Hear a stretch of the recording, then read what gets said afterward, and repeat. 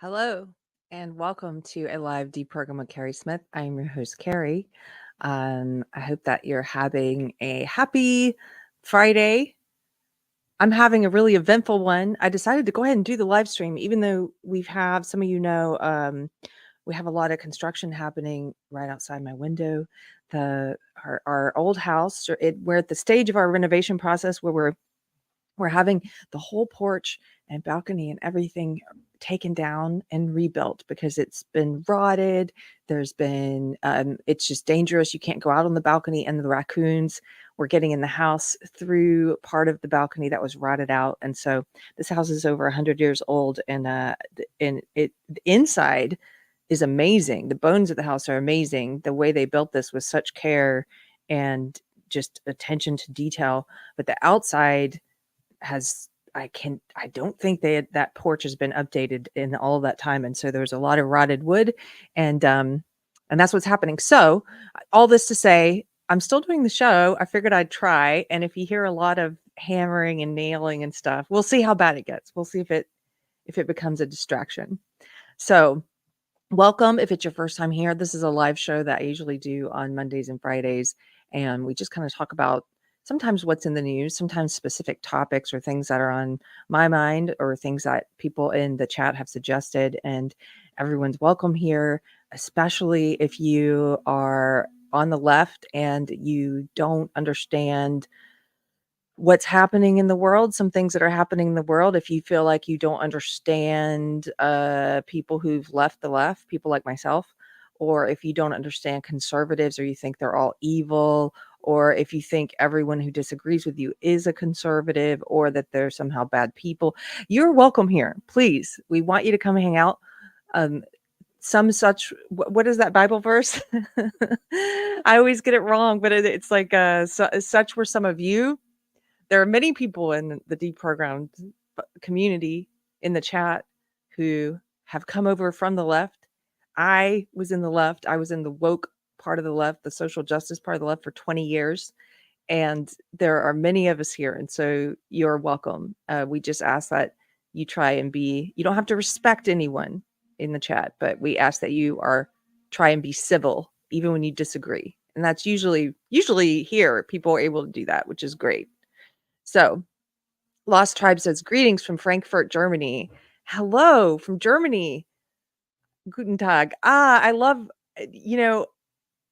my husband goes to Germany every year to do music. And the past 2 years, I've been able to go with him for at least part of it the first 2 years ago. And then last year, I got to go for the whole time. And we're going to be back in Germany again in a few months. I'll let you know the exact dates when I know them. But I love it there. Mostly what I've seen in Germany is Freiburg and Munich, and I'm trying to think the third place, mostly Freiburg and Munich. So hopefully this time we'll have a chance to see a few other things, but I love it. I love it there. Okay. Welcome everyone. Hello, Pirate Tomsky. Hail, one of our mods. I respectfully disagree. Of course you would. Of course you would respectfully disagree. So, like I said, I hope everyone's having a good Friday. If you are in the Houston area, tomorrow night, Saturday night, my husband's band is playing at the Mucky Duck again, which is great. They've played there once before, and it's a great little Irish venue. And if you're in the Houston area, I got to meet some of you folks last time, and it was a lot of fun. And so his name's Anthony Garcia. If you want to get tickets, you can find him on the Mucky Duck page, or you can go to anthonygarciamusic.com and we'll hang out afterwards. So I hope to see some of you folks there. I'm excited. I like getting out on the road with them when I'm able to. Okay. So Two Sisters and Some Yarn is also here. Hail chat. And Brahma Bull. Hey, Brahma Bull. There's a lot of people here today. And Robert also. Robert, I hope you're feeling better. I'm glad you're back. So today's topic, sometimes I choose the topics based on what I can't stop thinking about and what I'm kind of turning over in my head a lot. And then you guys sometimes hear me talk through things, which isn't always, sometimes it's clunky because I'm trying to put into words what I'm thinking about. So today might be a bit clunky. I've been thinking about this a lot, because we are in the month of Pride Month, and it's overwhelming. It's reached the point of, critical pride, that I think there's more pride now than any of us have ever seen in our lifetime. The government pushes it, all the corporations push it. You're just assaulted with it. My pet store pushes it. Pride on all the animal stuff. And it's a real religion. It's not it's not even, in some respects, it doesn't even have anything to do with gay or lesbian people anymore at all.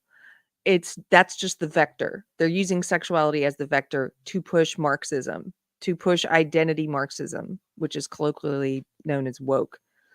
And they do the same thing with Black people. BLM uses Black people, feminism uses women. They use these identity groups and they claim to speak on behalf of these identity groups. And it's a great shield, isn't it? So that if you start to notice all these problems with BLM, for example, or with feminism or with the Pride movement, then they can call you a bigot and say, oh, you just hate these groups. You hate women, or you hate Black people, or you hate gay people. That's not the case. But it's a great shield, isn't it? It's a great deflector. They have a harder time explaining why gay and lesbian people and trans people, many people with gender dysphoria, are sick of pride, are calling it out, especially this year. I've seen a lot of it being called out by gay and lesbian people. They have a harder time explaining that. They try to avoid that altogether. What I have noticed is on X, on Twitter, on social media, what they do sometimes is they try and claim that those people are not gay. I saw this one guy going back and forth with my friend Josh Slocum, the host of the Disaffected podcast.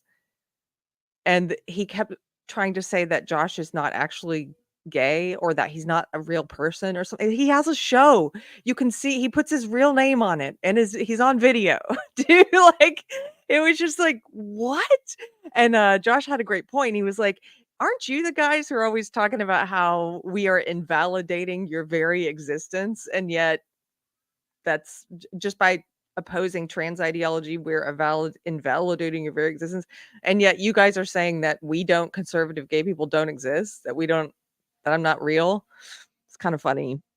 So we're in the middle of one of the, I would say, the most oppressive Pride months ever. Oppressive in terms of, I'm using that word in sort of assaulting your senses. You can't get away from it. It's at a point now where there's no way you can escape it. Everyone and every child probably knows what Pride Month is now. They've made sure of that. So it's everywhere. And at the same time, we see such incredible rates of cultural decay, all of the indicators of cultural decay and cultural sickness. And we've talked about a lot of these on this show in different episodes, but escalating rates of depression, domestic abuse, suicide, uh, anxiety, people on pharmaceuticals to treat depression, people self-reporting in surveys that they're much more unhappy than they were in decades past. Women especially reporting this. You see higher rates of divorce. You see porn addiction through the roof. Porn addiction. You see climbing rates of erectile dysfunction in young men.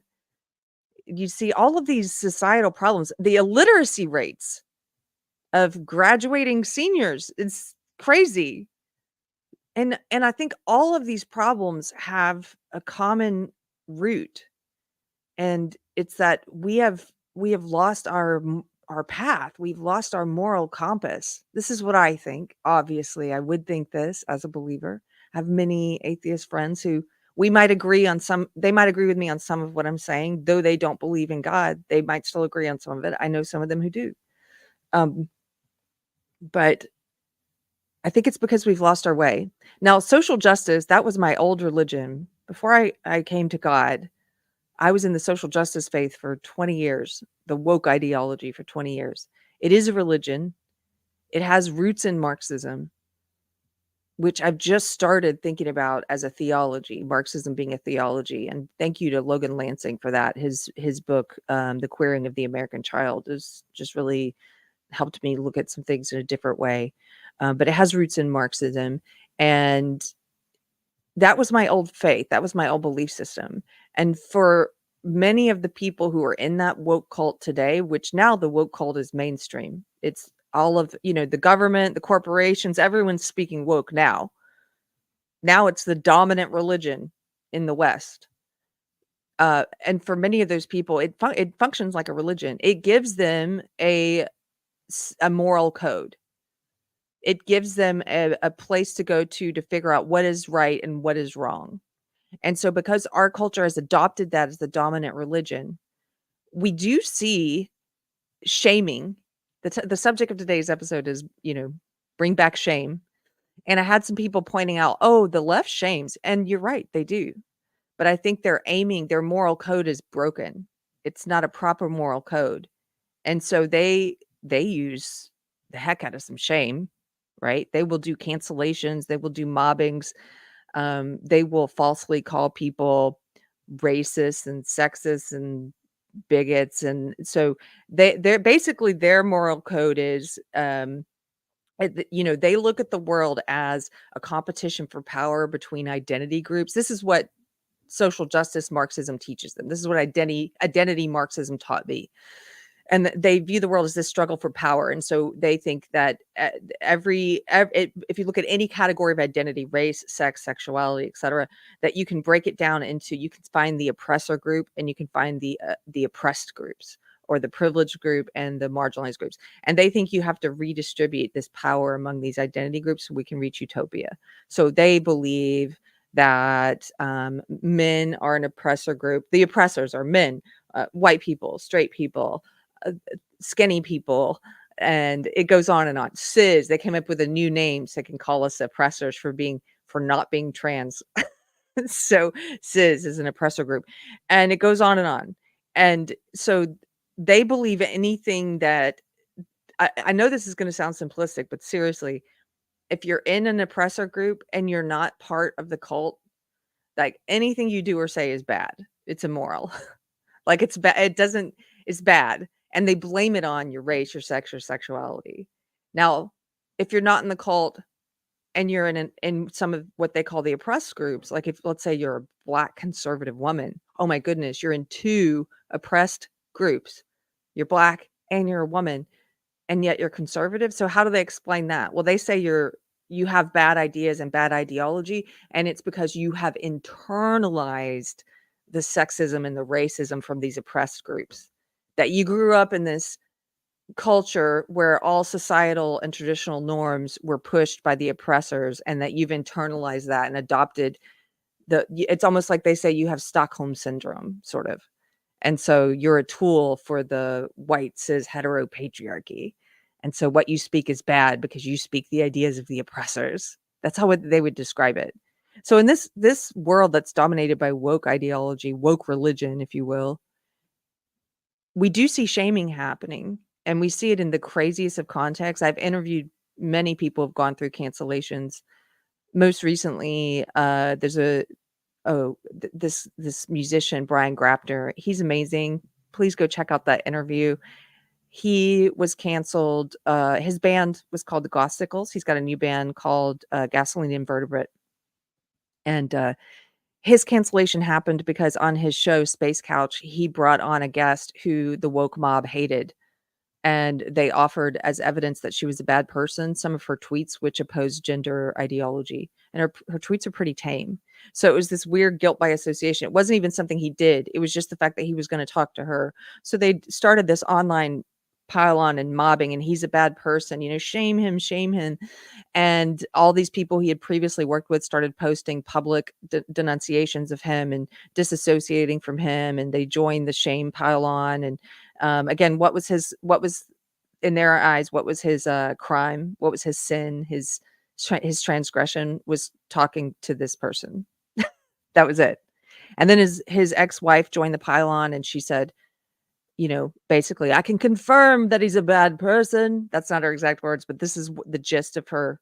This is what she was doing with her part in the pile-on. Is she said she released the info that she had found that he had a secret Daily Wire account. That was the evidence. That was what she threw onto the fire. Burn him. He's a secret conservative. He's got a, not even that he's a secret conservative, but he has a secret account to a conservative leaning news site. So obviously, in this woke religion, bad person must be shamed, right?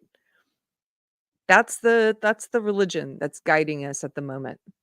And I think it's an evil religion. I think it's an upside down religion, and it's a dishonest religion. And I would like to bring back shaming. I would like to bring back stigma, and I would like to bring it back pointed in a proper direction. I think that I believe in good and evil, and I believe in objective evil, and I believe in objective good.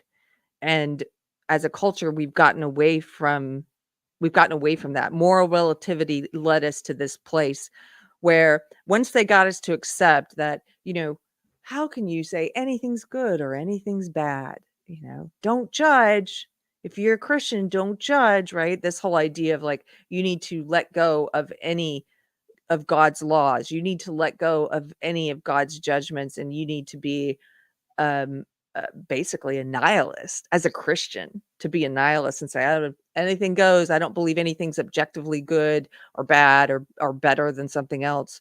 Once they got us to do that and to get to that place where we're afraid to judge or afraid to implement social shaming, then they were able to come in with what to fill the gap? A replacement religion. Oh, look, they didn't go to a place of like, hey, we're just going to be an amoral society and we're not going to have any religion that rules us. No, they went to a place. Okay, now that we've intimidated you guys and tried to root your religion out of everything and shame you for having your Christian beliefs, now we're going to come and fill the gap with our woke religion. That's what's going to guide us when we set policy and laws, and when we proclaim things to be holidays. And look at our big this we're in the middle of a woke religious holiday month, Pride Month right now. It's in all the schools. They talk about taking religion out of schools. Their religion is in all the schools. This religion is everywhere now. And they shame you if you don't participate in it. They shame you if you speak against woke, you know. And so this episode is about getting back to a proper shaming in society. So we're going to look at the definition of shame and stigma. I have a very recent sermon from my pastor, Bradley Helgerson at Church on the Square, pulled up, and we're going to watch part of that. And then I have a Roger Scruton article that we're going to look at. And we're going to look at some of the worst excesses of pride. We're going to look at some of the most shameful stuff at Pride. I'm going to take a quick moment just to say thank you to Scott McKenzie. Thank you for the super chat. He's been a member for 7 months. He says, bless you, Keri. Keep truth saying.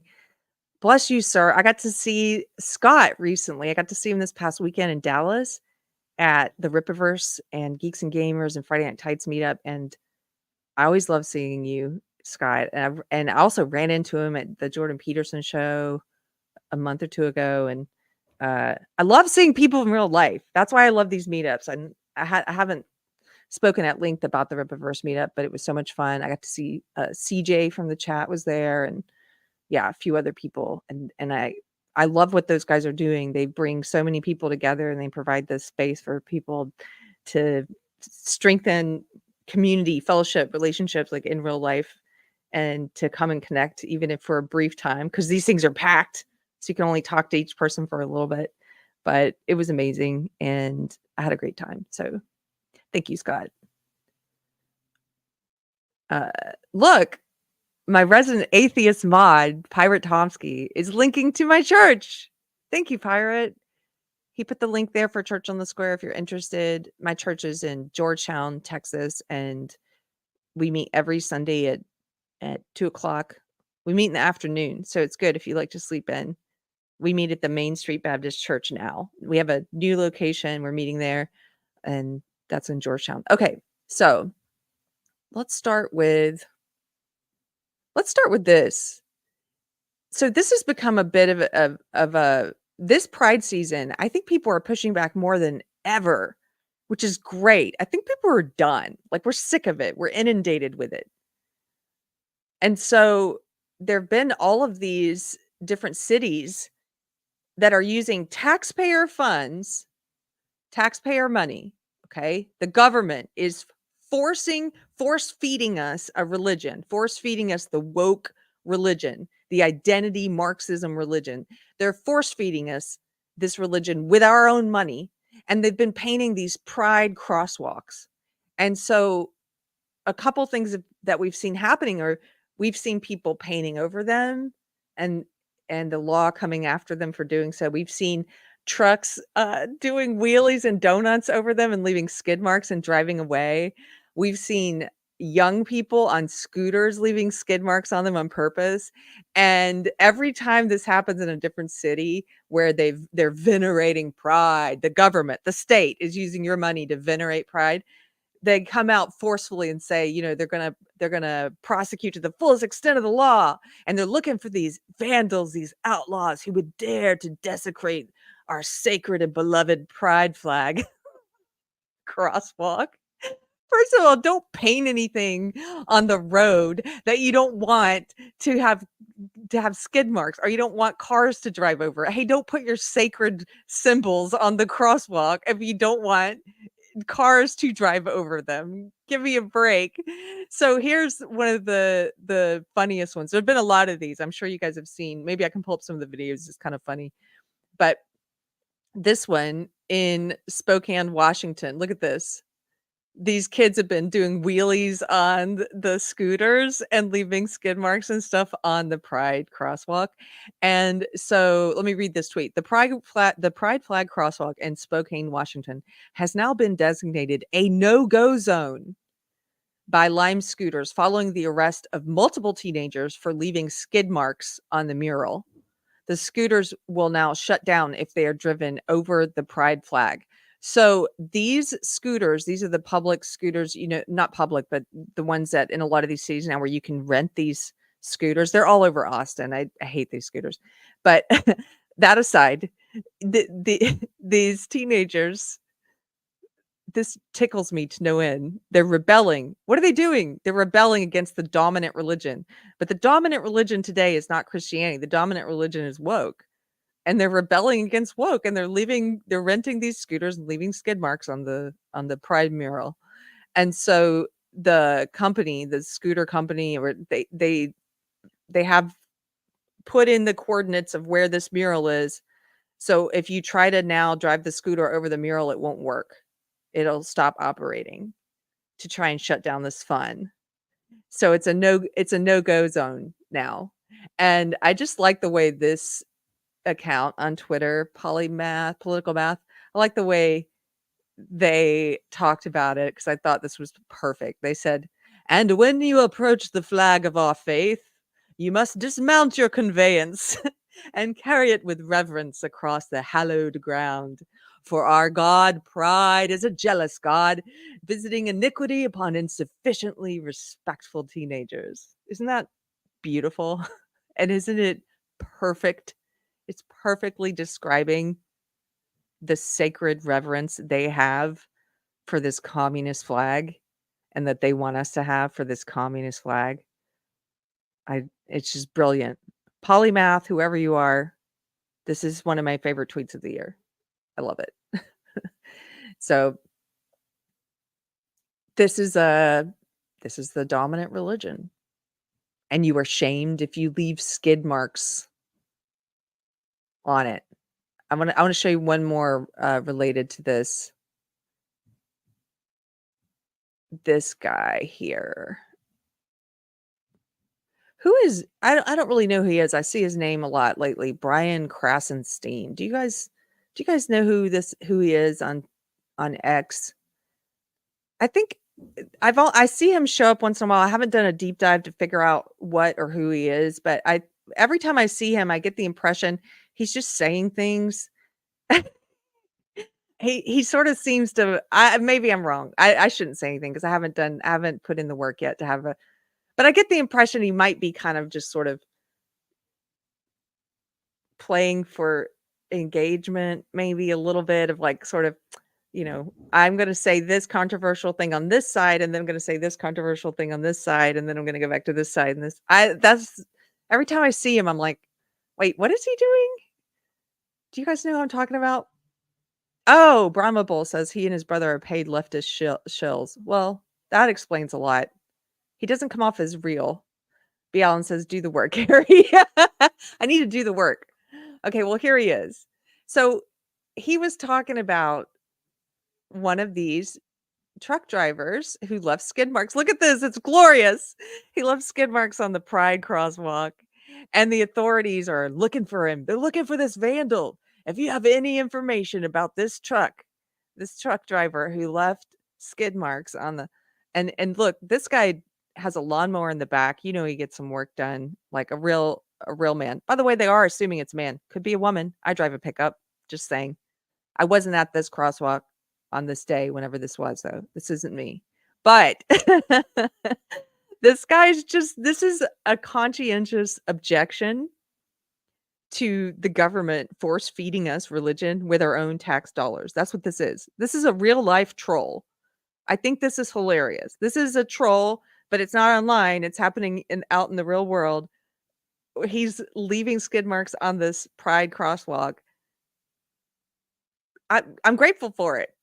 And maybe it brought a smile to my face. Good for you, dude. And so this guy, Brian, says, this is what men with low self-esteem who are not confident in their sexuality do in their free time. What? First of all, Brian, how do you know it wasn't a woman? How do you know it wasn't me? They're so scared of being called gay, or not sure if they might be, that they have to prove to the world and themselves that they are not. This is not a turn on for women, by the way, at least not any I have ever met. It's not a sexual turn on. No, why would it be?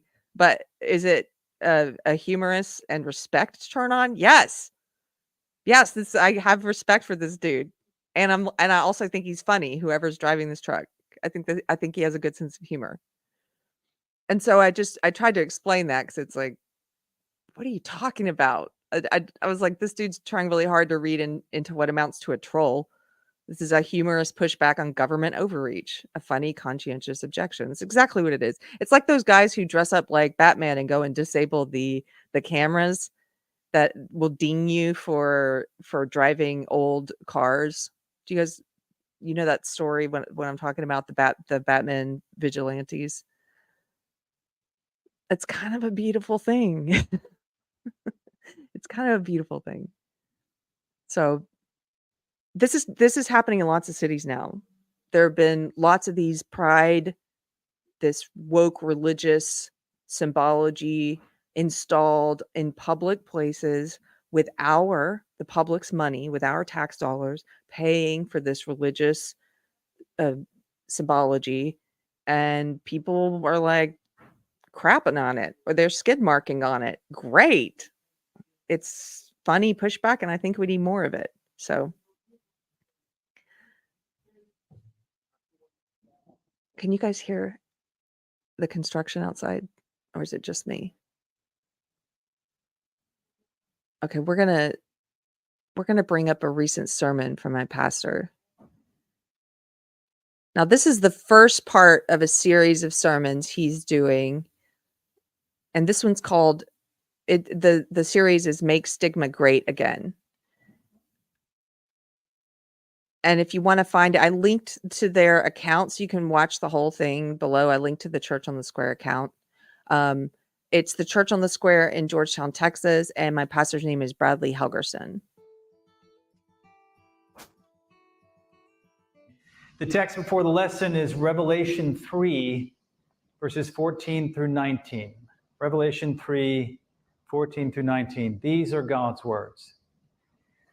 And to the angel of the church in Laodicea write, the words of the Amen, the faithful and true witness, the beginning of God's creation.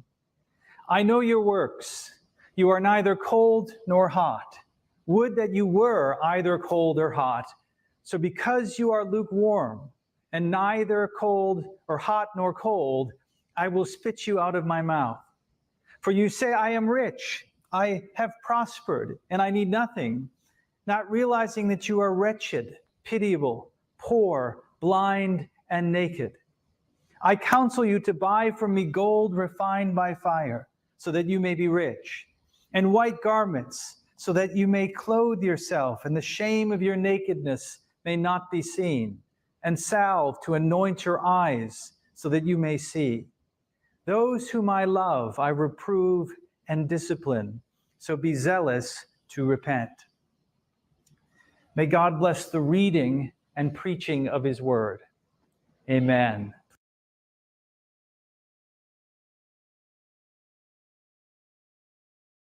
This isn't related to the bigger topic at hand, but I wanted to pause for a second because I love that verse where God's like, you're neither hot nor cold, you're lukewarm. And we've all met people like this who they want to be nice.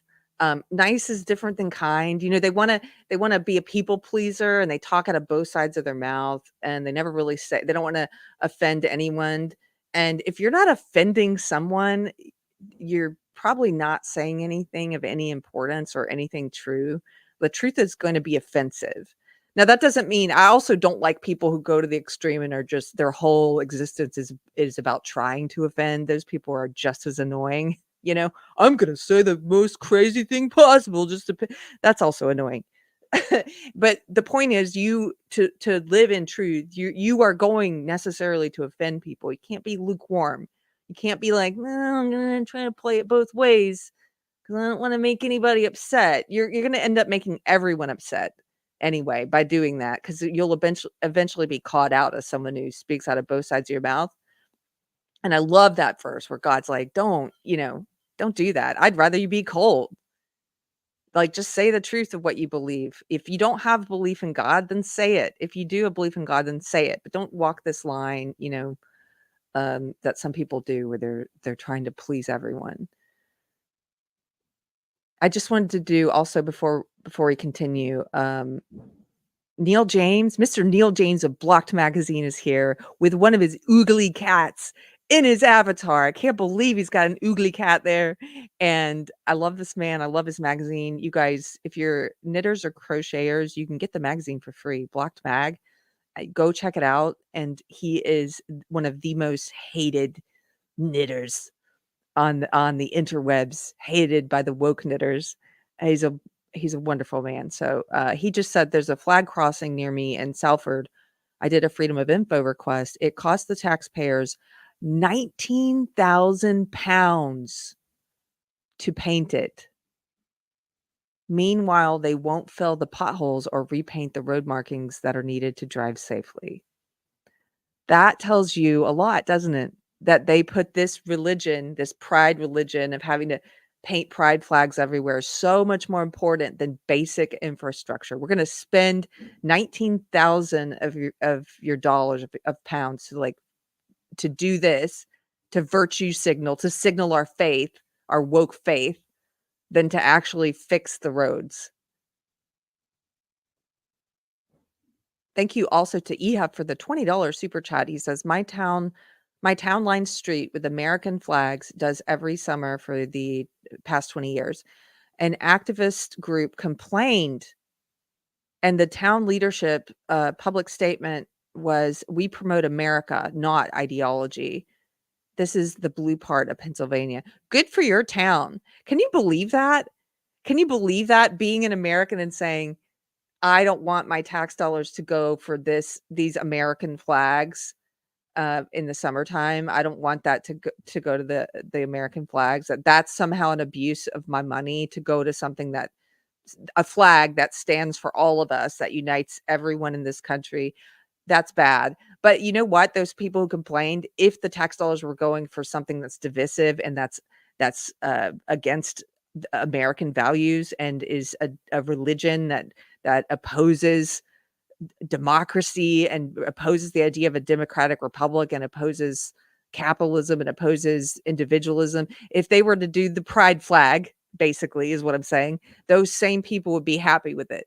Something that's anti-American, they're happy with it. Spend our tax dollars on that. It is anti-American. because it's Marxist, it's identity Marxist, which is anti-American. And they would be happy with that, though. Thank you for this, Ehab, and thank you for the generous super chat. Randy, hey Randy, for $5. Thank you for the super chat. He says, if you value Keri and her work, then please consider throwing her a few bucks. Value for value. Thank you, sir. Thank you for that. I appreciate you. Okay, we're going to continue. Again, if you're just joining us, I wanted to play part of this sermon. This is, and bear with me, the atheist friends. I know you will, because you guys are great. You'll bear with me for part of this. This is a sermon, the first in a series that my pastor at Church on the Square is doing about stigma and shame. And this is the introductory sermon. Here we go. Please be seated.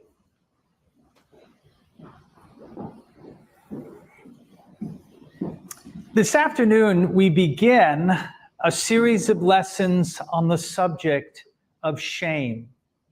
This particular series will alternate with the other series I started the last time I was preaching. That series is called The Beginning, which covers the opening chapters of Genesis. So these two series will run concurrently and roughly will alternate from Sunday to Sunday. That will either make it so that you don't get sick of either of the two series, or that you will get sick of both of them at the same time. So we'll see how that goes. Today we begin our study of shame with what philosophers call a rough and ready definition, a working definition. And that's because the concept of shame in Scripture is fairly complex. We could likely spend the entire series parsing the lexical nuances of the various terms involved, and I know you would love to do that. But instead, what we will do is make a few important distinctions that will then lead us to a simple but sufficient definition. Now, perhaps the least controversial thing to say about shame, there's many controversial things to say, but perhaps the least controversial thing to say about it is that it's an emotion, which means that shame is a response, a physical response to some precipitating event. Indeed, it's a negative response to this event. It's a negative emotion. We might even say it's a painful awareness that one has fallen short of some standard or ideal. In fact, that will be sort of our base definition, that shame is a painful awareness that you have fallen short of a standard or ideal. Now, one important distinction to make concerning that definition is to differentiate shame from guilt, because those two words are often used interchangeably. The difference between them, it seems to me, is that guilt is not in and of itself an emotion. Rather, it is what we might call a socio-legal condition. It's an objective description of our legal or social standing within a particular community. So to say that I'm guilty is to say that I've committed some offense against the community. I've fallen short in some way of its standards. And when it comes to sin in the most general sense, of course, this is true of all of us, for we have all fallen short of the glory of God, as Paul says in Romans 3, the glory of God being the ultimate standard. What we could also refer to as the law of the kingdom. God's law, his written prescriptive law, is a manifestation, one manifestation of his glory, of his perfect nature. So when it comes to that standard, every one of us stand before God guilty. And that's what the cross ultimately satisfies, is the justice of God when it comes to that guilt. So to feel guilty then, that is to be guilty. To feel guilty is to experience the emotions of one who is guilty. And these feelings include more than just shame. Shame is one of those feelings, but also one experiences sadness and fear when they are guilty. They experience regret, remorse, and perhaps the best place in Scripture to go to get a sense of that mix of emotions that you have when you are guilty is, of course, Psalm 51, which is which is David's, we're going to talk about Paul in just a minute, which is David's psalm of lament when it comes to his sin with Bathsheba. And in it, he well expresses all of these various emotions that come when someone is guilty. He speaks about God hiding his face from his sins and blotting out his iniquities, and calling on God to deliver him from this blood guiltiness and to create in him a new heart. And so he uses beautiful verse to express these various emotions. So shame is one of those emotions that are experienced when one is guilty, when they fall short of the standard. And in particular, I'm going to pause it here for a second because this makes me think about there are some people who do not experience shame. And I think in the secular world, we mostly, I think, and a lot of people in this chat are very familiar with cluster B personality disorders. These are people who have some disorder to their personality. They used to be called character disorders. It's something wrong with them as a person. These are different from, I hate that these things get lumped in with normal mental distress that all humans might go through at some point in life, like having depression, going into a depression and coming out of it again, or anxiety or things like that. Set those aside. Those are different. Personality disorders, character disorders, these have to do with good and bad, good and evil. These are disorders of your behavior, how you treat other people, and disorders of your character. And so the cluster B ones, which Josh Slocum Disaffected does a whole show about this, which is great. But these are the borderline personality disorder, what's called borderline histrionic personality disorder, antisocial personality disorder, and narcissistic personality disorder. The antisocial one, this is where you get the people that we call sociopaths and psychopaths. And all of these people, I don't care which one it is of the cluster B, they have, at least the people I have interacted with who I think are cluster B, they do not experience shame. They don't feel guilty about anything, no matter what they do or what evil they've done to other people. They don't seem to ever feel embarrassed about it even. You will see them a lot of times, these people become politicians or celebrities, or and so much so that I started wondering, like, maybe you need to have no shame in this current culture to get to the to get to a very powerful position where it doesn't matter what comes out, what secrets come out, what horrible things they've done. They just keep going, like, with a shit-eating grin, like they didn't do anything. Look at Gavin Newsom is a great example. Like, these people just no shame whatsoever. Just they keep on trucking. And that's not a good thing, by the way. They hurt countless people. And when they do fake normal human emotions like shame or guilt, they fake it. A lot of times you can see through it and you're like, wait a minute, those aren't even real tears. And, or, he's doing a duper's delight smile while he's doing this public apology, this politician, things like that. And I think about that once in a while. I think about those kind of people once in a while. I don't know what, as a Christian, I know from a secular view what I think of them, and I think we've come to use the language of personality disorder to describe them.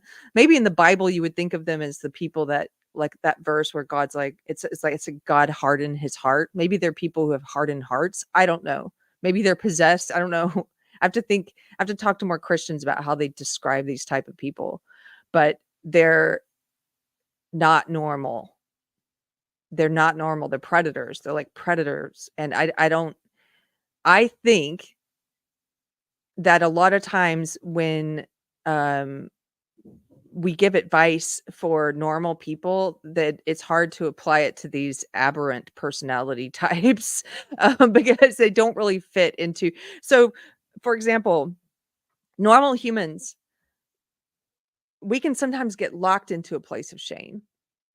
And I know people, and I've experienced this myself, where you have shame about something bad that you did, and you let it control you and define you, and you don't.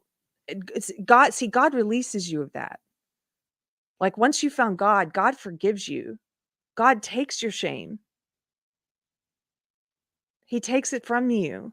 He's lets you put your burdens on him. He forgives you for it completely. He can forgive anything.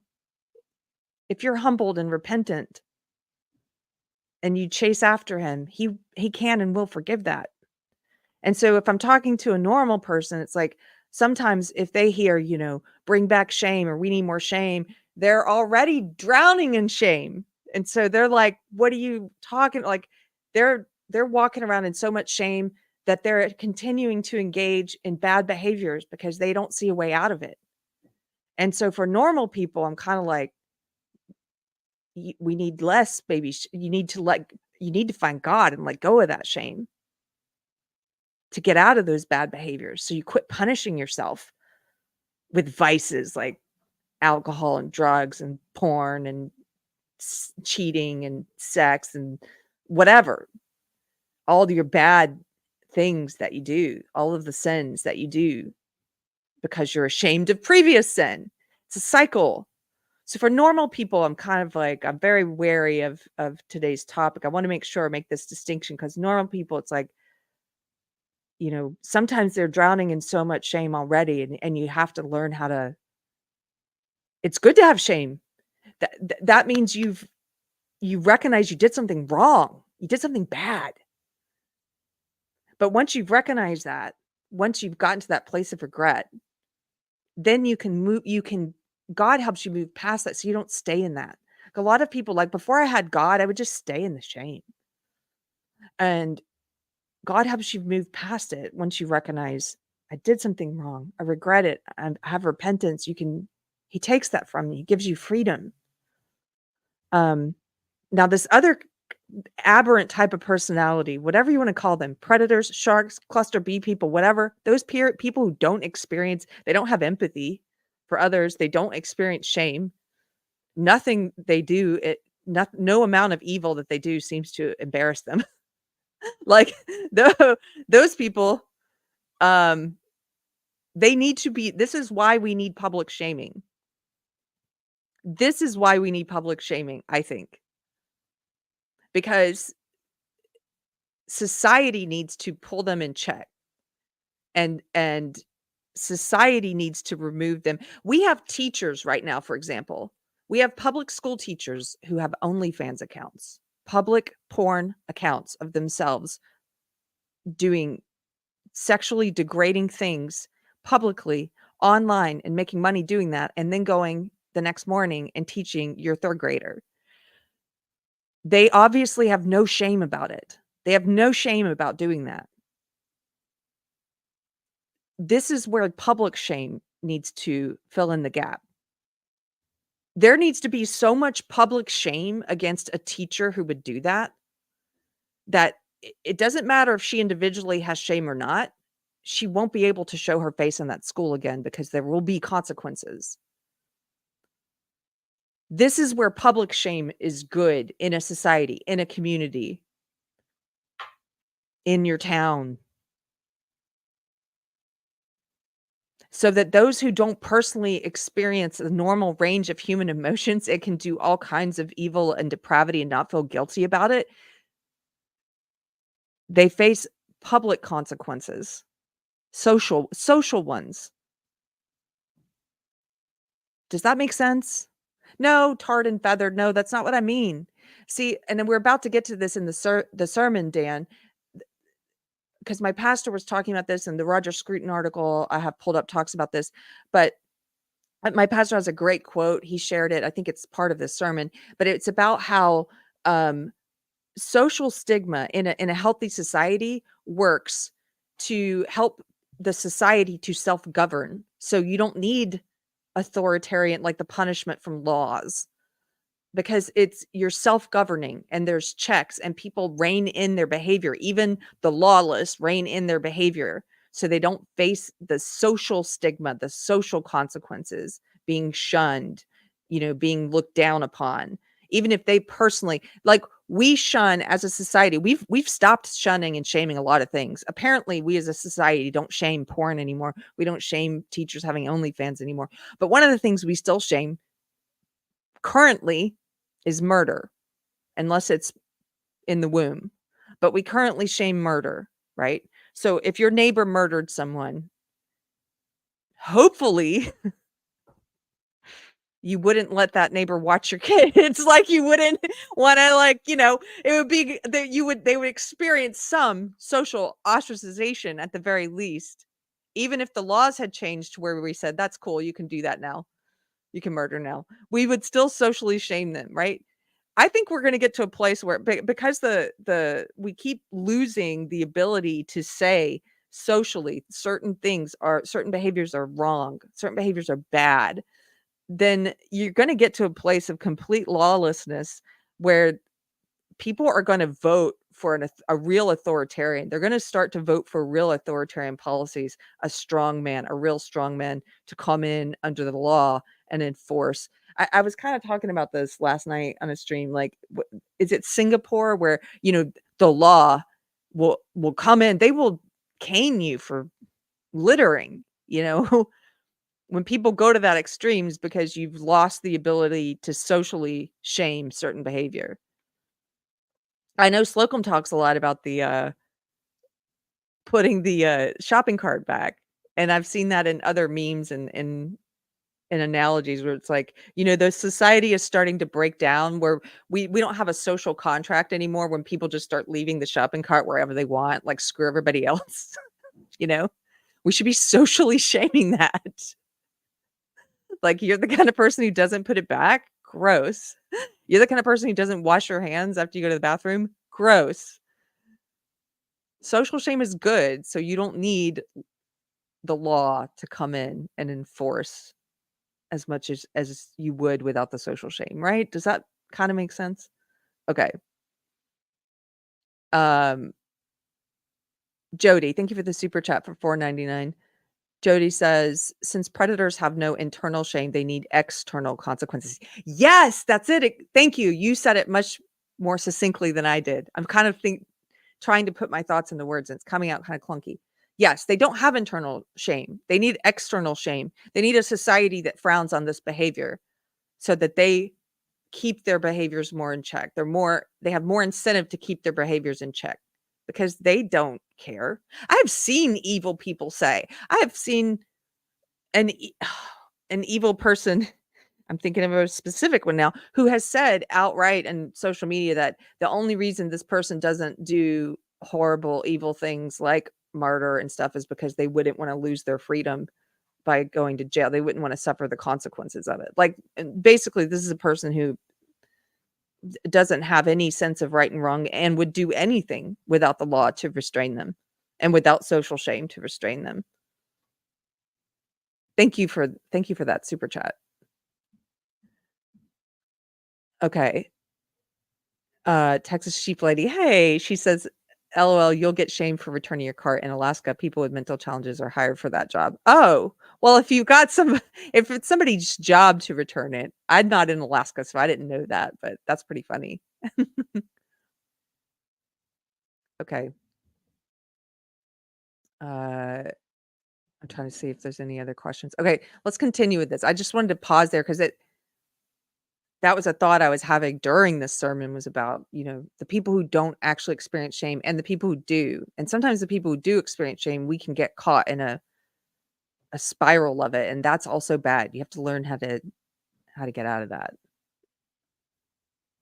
It's the feeling of humiliation, of disgrace, or an older word is mortification, right? You might have heard someone say, the older people like me say, I'm mortified by what has happened. The word sort of means dead, so it's kind of like you're dying of embarrassment. right? You want to crawl up in a hole and sort of just disappear. So it's this notion of humiliation and disgrace. Now, a second distinction that's important to note is between the experience of feeling shame that we discussed and the act of shaming. The first is, as we said, the subjective feeling associated with guilt. And of course, there are numerous examples of this in Scripture.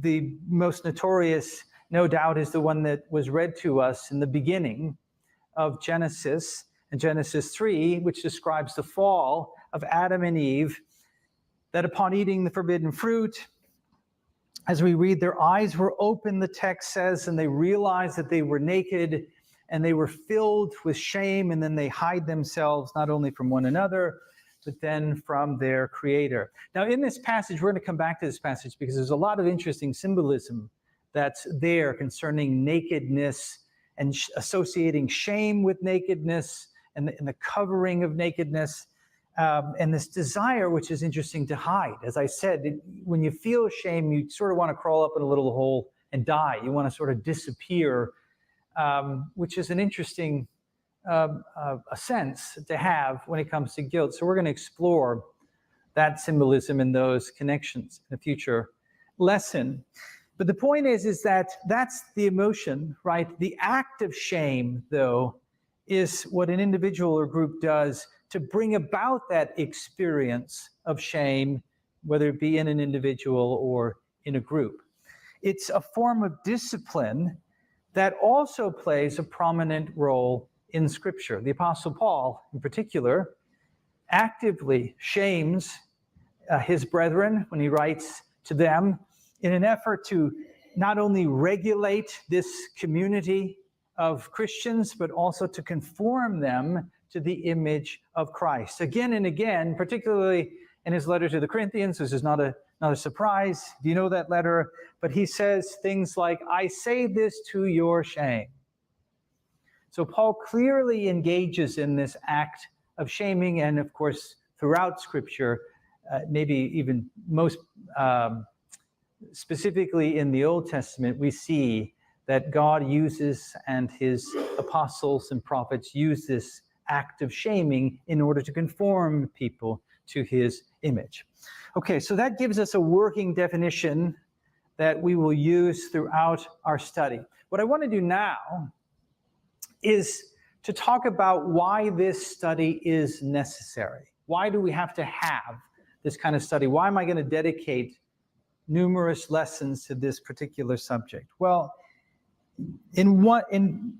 for one reason this is necessary is because of the profound confusion of our age concerning the nature and purpose of shame. Because on the one hand, many find the concept of shame shameful. They see it as a primitive tool of character development, a remnant of a more repressive age, and it's one they think was employed primarily as a means of psychological control rather than as a path to human freedom and flourishing. Many think of it as a kind of precursor to guilt, which is also viewed as counterproductive to psychological development today. And what underlies that antipathy to shame is the belief that a healthy self-esteem is the key to emotional peace and prosperity. And therefore, negative forms of discipline like shame and humiliation and guilt must be replaced with more positive practices like encouragement and affirmation and self-acceptance. You might even say that advocacy, according to this understanding, is what produces the harvest of righteousness and peace, not discipline, as what Paul says. Which is to say that cultivation of virtue today is about sort of this boundless endorsement and not a real strict kind of correction. It's about being an advocate, not a tutor. And unfortunately, this societal hostility toward shame has shaped the consciences of many Christians. Maybe at least to some extent, the majority of Christians. And this is why churches fill their pulpits with pleasantries and not reproachments, and why all one seems to receive in many corporate worship, in times of worship, is encouragement and affirmation, which of course is righteous and holy and good, but so is rebuke and admonition, which they often or perhaps never receive. This is such a great point, and it's sort of like you can see this in the woke religion when everything they say is about, even the woke religion has infected the psychiatry, the American Psychiatric Association, the guidelines that they give therapists. I've interviewed Jake Wiskershin a couple times on Deprogrammed. He's a marriage and family therapist, and he said that some of the guidelines they give out now, they not only say that the therapists are supposed to validate any claims to a special magical gender identity that the patient knows, that the person knows, and in their inside they know their gender identity. They're supposed to validate that, but they're also supposed to validate any other diagnoses that the patient makes. So if the patient comes in and has several sessions where they're telling the therapist, I have depression, and the therapist is like, judging them to have something else, like maybe you have borderline personality disorder, they're supposed to validate what the patient is saying and treat them for the thing they think they have. They're supposed to affirm and validate the mentally ill person who's coming in for help. Affirm what they're saying. That's not help. And we've swung so far in this direction of just affirmation that we give affirmation, that societally anyway, we give affirmation for, it's the everybody gets a trophy participation award kind of era. We give validation for everything, which means validation means nothing. It means nothing if you give it for everything. Validate my existence. That's a big claim right now among the gender, the transgender, the TRA part of woke. Everybody else needs to validate my special, unique, made-up pronouns that I've selected because they don't work. They don't mean anything if everybody else doesn't validate them and affirm them. And I hear him. I hear what he's saying is you need that balance. Affirmation, validation for good. For good, though. It needs to be for good, for things that are good. And rebuke and reproach and admonition for things that are bad. Punish bad, reward good.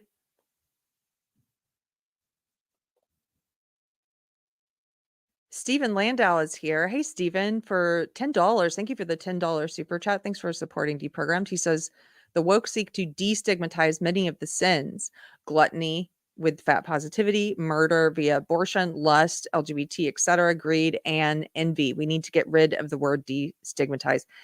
Absolutely. If you start looking into Christianity and Christian values, and right now in book club, if you guys want to join us, we're reading the autobiography of Ben Franklin, and he was a man who spent a lot of time thinking about his own personal vices and then the virtues that he wanted to grow in himself. So if you look at vices and virtues, you immediately notice that our culture, our current culture, the culture of the world, it's upside down. It celebrates vices and it condemns virtues. That's the world that we're living in, where it's like, how dare you condemn any of the sins, any of the vices, but we need to celebrate and affirm those things. That's what culture tells us. You've got it exactly right. They shame people the woke shame people who speak truth.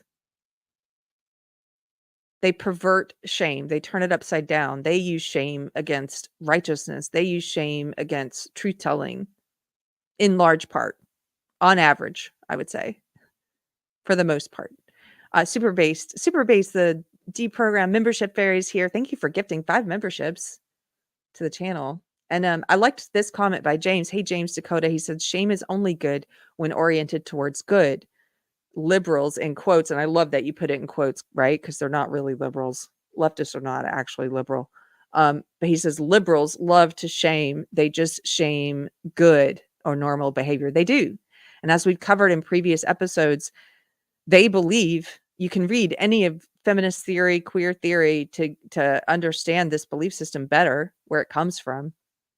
They believe that everything normal, that everything traditional is oppressive, and it must be turned upside down and destroyed. That's why they attack the traditional family. They say that's why they attack the nuclear family. In the theory, they view all of it as oppressive. All norms and traditions are oppressive, and they must break them, right?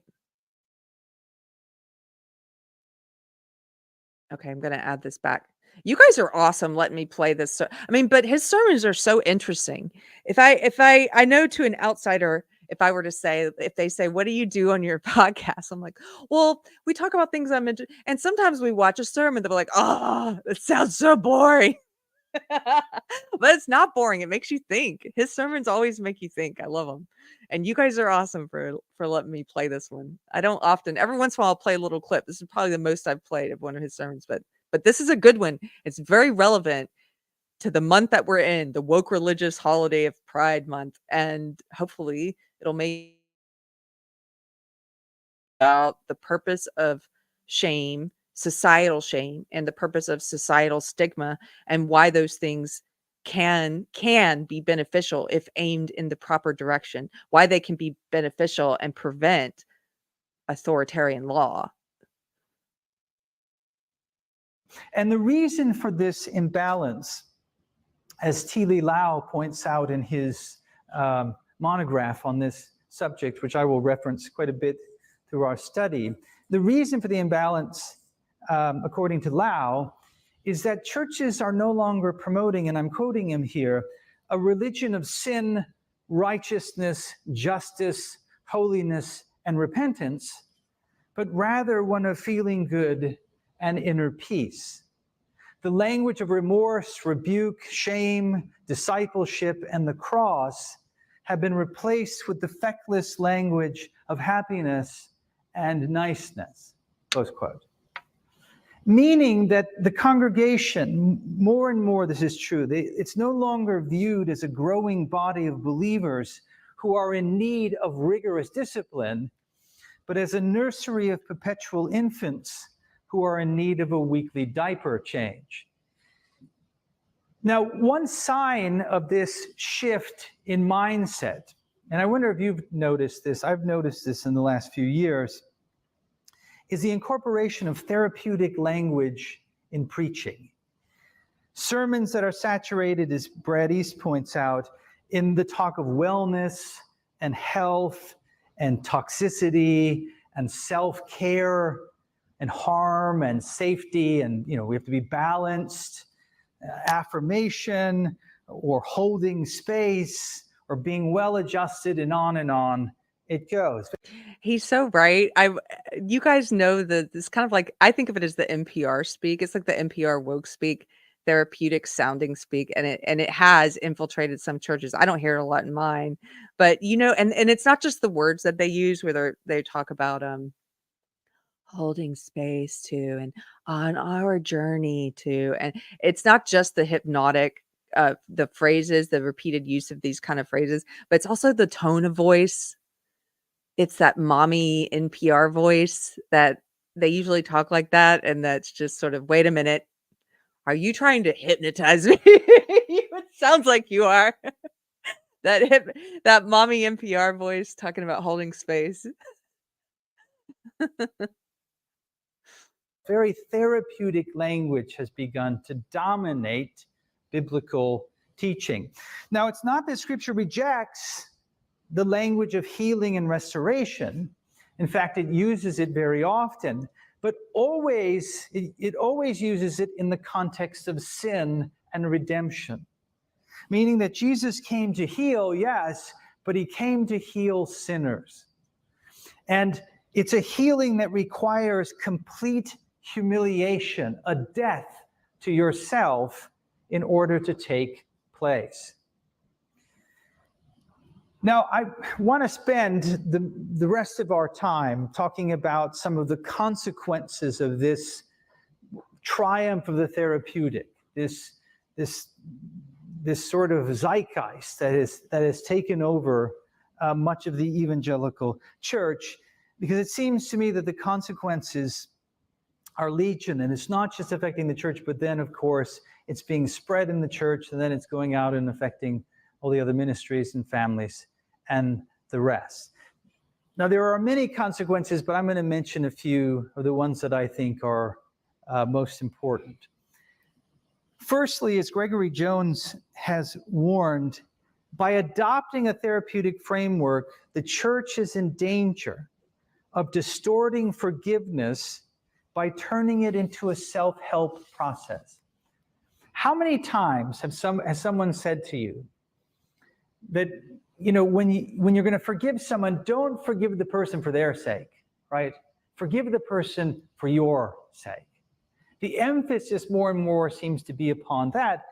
And they say that because it can provide you a psychological relief, right? As you just let go and say, okay, well, I'm just going to let that go and I'm not going to carry it around. The problem with this, as Jones points out, especially if we're just doing that in isolation, is that we are no longer trying to discern whether there are perhaps tragic misunderstandings that have led to this divide, or culpable wrongdoing and brokenness that's at the heart of it, things that need to be dealt with through practices of forgiveness and repentance. In other words, rather than working things out the hard way, rather than confronting sin and wrestling through to genuine reconciliation, which is the goal, and I say that in the sense of working at it as much as depends on us, is what Scripture says, right? Because sometimes we work at that and the person that we're trying to reconcile ourselves to wants nothing to do with it. They want nothing to do with us. And so Scripture exhorts as well, as much as depends on you, seek this reconciliation. But that means as much as depends on you. You need to be going through this process and seeking reconciliation. But rather than doing that, what seems to be happening more and more is that people are using this sort of self-interested forgiveness as just a shortcut to peace, right? Where they're saying, well, instead of getting involved in all that, right, and really digging in with this person and trying to work it out so that we can get to reconciliation, so that we can experience true peace in our relationship. Rather than that, it's just easier to take this shortcut and say, well, I'm just going to let it go and enjoy my own inner peace. I would have to talk to him more about this one. This is a part of the sermon. It's deviating a little bit from the shame and the pride stuff that I want to talk about, but I'll be, if you're in a good sermon, I think you will feel convicted at least once throughout that sermon. And this was a part that made me feel convicted because there are some people that I have no intention of reconciling with, and I don't think it's smart or wise or good to try to, because they are evil people who only wish me harm. That would be interesting conversation for me to have with him at some point. And I know there are some of you who have people like that, who, especially if you have dealt with the cluster B people before, where it's like, nope, like I will do my best to forgive from afar and I will pray for them, but I do not want any entanglement or interaction at all with this person. So yeah, I have to think about this one more. I'm a little convicted about it. Okay. In other words, peace is not in sort of a false peace, because peace is not just the absence of conflict, but rather it comes from genuine reconciliation, which takes a lot of work and a lot of give and take. And so it seems to me one danger of this therapeutic mindset that I myself have seen is this idea that it distorts the notion of forgiveness. Therapeutic preaching also tends to treat the symptoms rather than the disease, which makes one feel good when he leaves the sanctuary, having received a soothing balm for his aches and pains, but it fails to address the underlying issue, which is Tony. Thank you, Tony. Tony Adamson says, you are required to forgive when they ask in sincere repentance, but not to give it away freely. Oh. Thank you for that. I'll have to think about that more Idolatry. too. And therefore no true healing takes place. So many Christians today, I fear, never receive the balm of Gilead, as Scripture speaks of. This salve for their eyes that will allow them to see the truth, as Jesus speaks to the church at Laodicea, as we read, which is a restoration, he says, that comes only through reproof and discipline. I'm afraid so many in the church today never experience that. They never experience, the joy and peace and strength that comes from being rebuked, from being reproved, and turning from sin, and truly repenting of it. And then the times of refreshing come. Those times of refreshing are what energize you and drive you in your Christian walk. I'm afraid that for so many Christians, that's getting cut short. We're jumping right to the affirmation and the sort of adoration. Another thing that the turn to the therapeutic has done is it's really prevented churches from practicing formal discipline. Here's a way to think about it. If you're in a church of 300 people or more, you could probably say 150 people or more, at least. But if you're in a church of, let's say, 300 people or more, and the elders have never publicly withdrawn from anyone the whole time you were there, it's safe to say that the church discipline is not being practiced. This is one of the things I love about my church is that they will, if they know, if it comes to their attention that that a member of the flock is living in unrepentant sin, like they will try and work with you and counsel you, the elders, to help you come to repentance for it, to help you deal with your struggle, whatever that struggle is. And if you don't want their help and you basically say, there's nothing wrong with what I'm doing, ha ha ha, this is great, but you claim to be a Christian and you claim to be a church member, you're not there as a visitor. You're not there. I'm not talking about visitors or people who are atheists who are visiting the church or not believing. I'm talking about church members who are in the faith, brothers and sisters in Christ, who fall into a pit of sin and deception. They will come, and I like knowing my church will do this because it makes me feel like I have a safety net. If I ever go astray in a crazy direction, that there are people who care enough about me in my church that will pull me aside and discipline me and talk to me and try to counsel me and shepherd me. And if you do not, if you live in open rebellion as a Christian in our church, then and you refuse that help, like they will say, they will do church discipline. They will say you're not welcome back, basically, until you've hit that rock bottom and you want to repent. But you can't be we can't validate you as a liar. Like here's an example. People want to know, well, what sins? We're all sinners. Yeah, we're all sinners. But living in open rebellion and open sin. So for example, my church had a family that they found out were engaging in polyamory, that they had like multiple spouses and stuff, but they claimed to be Christians. And they were living in open rebellion of God's law and did not view it when instead of accepting shepherding and counseling and help with it, continued to say, this is not a problem and I'm going to do what I want and I'm going to live in this way. Then my church was like, okay, well, you can't be a church member then, and I think that's a good thing. And we live in such a, like he's talking about, such a culture that's ashamed of shame, that some people have heard that and they're like, how dare you kick them out? Or how dare you say they can't come back? That's what's best for them in that situation, though. Don't you understand?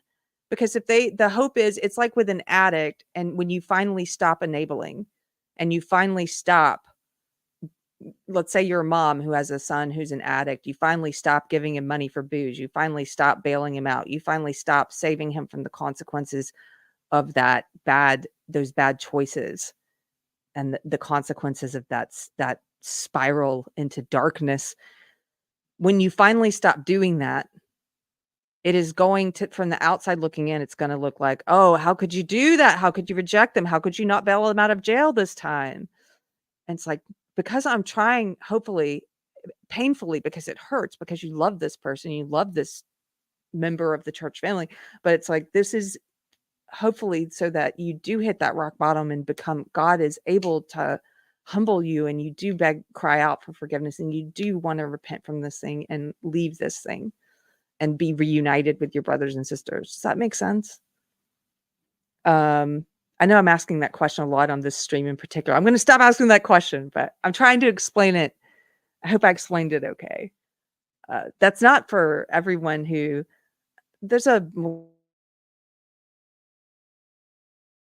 about this once before, I heard online was attacking me for it or something and saying, oh, like her church pretends that none of them sin. That's not true. Everyone sins. We're human, you dummy.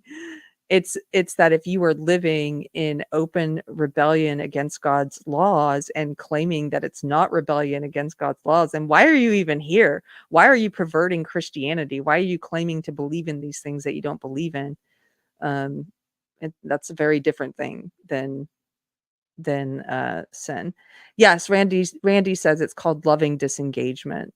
Loving disengagement. You have to do that with addicts sometimes, or you have to do that with people who, gosh, you know that show Hoarders? That's about people who have an addiction to hoarding.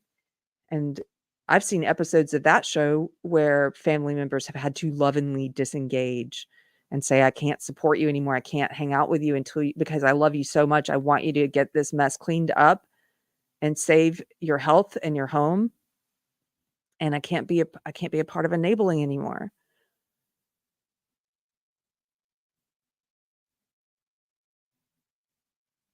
Okay. So he's talking about church discipline and how many churches are unwilling to discipline, right? In that church. And this is actually kind of amazing, because one of the true marks of a Reformed church for a long time in church history, from the time of Reformation down, is that it practices church discipline.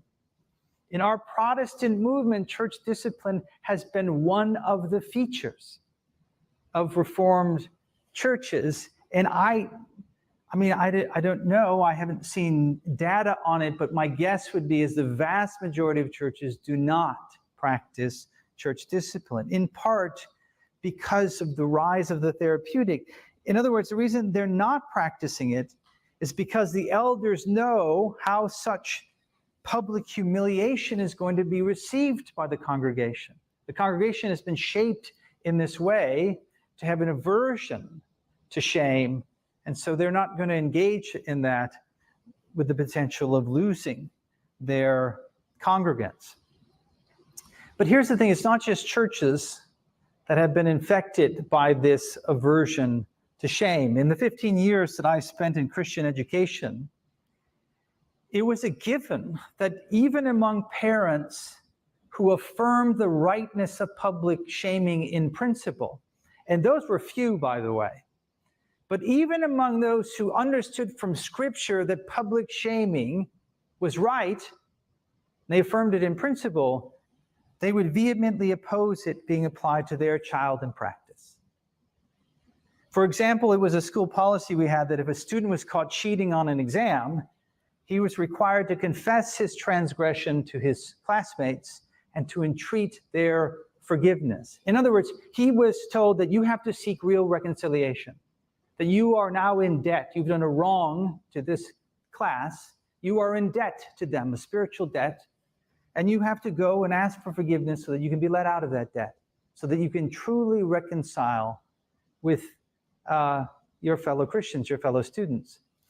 But the thought of one's child being publicly humiliated in this way was very often too much for a parent to bear, and they would rush to their child's defense. Now, just as an aside, for those of you who are parents, those of you who are going to hopefully be parents, your primary responsibility as a parent is not to be your child's advocate. That's more therapeutic language, right? Your primary responsibility is not to defend your child, but to discipline them. And if another adult cares enough to do it in your absence, all the better. You should bless that person and thank them and appreciate them. But parents today are more zealous to protect their child's self-esteem than their holiness. And they are then shocked when the foolishness that's bound up in their heart reaps a whirlwind. And here's the thing, administrators know this. And so many of them not wanting to deal with, as they call the lawnmower parents, right? Where they just plow down every obstacle in the path of their children, preparing the path for the children rather than children for the path. Not wanting to deal with those people, they just abandon public shaming altogether. And then they justify it in their minds with pop psychology.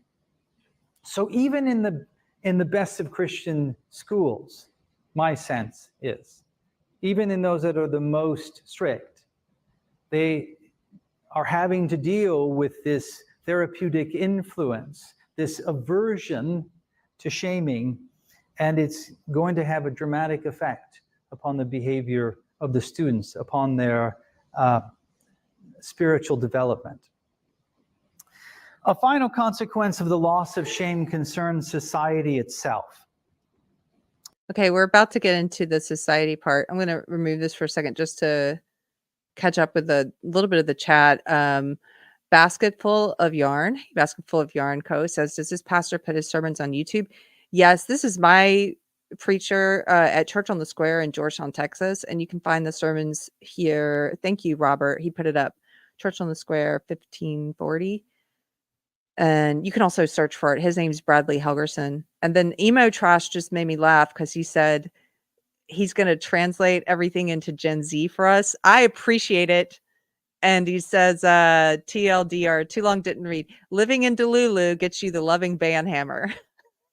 I actually understood all of that, and I'm not Gen Z. I appreciate the translation, though. And John points out becoming a lukewarm church for numbers makes you lose the most important member, God. Yes. What a great comment. And then Bobby had a question. Bobby says, when you say you're not left anymore, do you mean by everything about the left I believed was wrong, or do you just disagree with the new left and I'm like this 90s liberal, let's go back to the 90s? It's not either of those, actually. I don't think everything I believed was wrong. I just think that the left today is not liberal. The left today supports censorship. They are against freedom of speech. That's not a liberal position to take.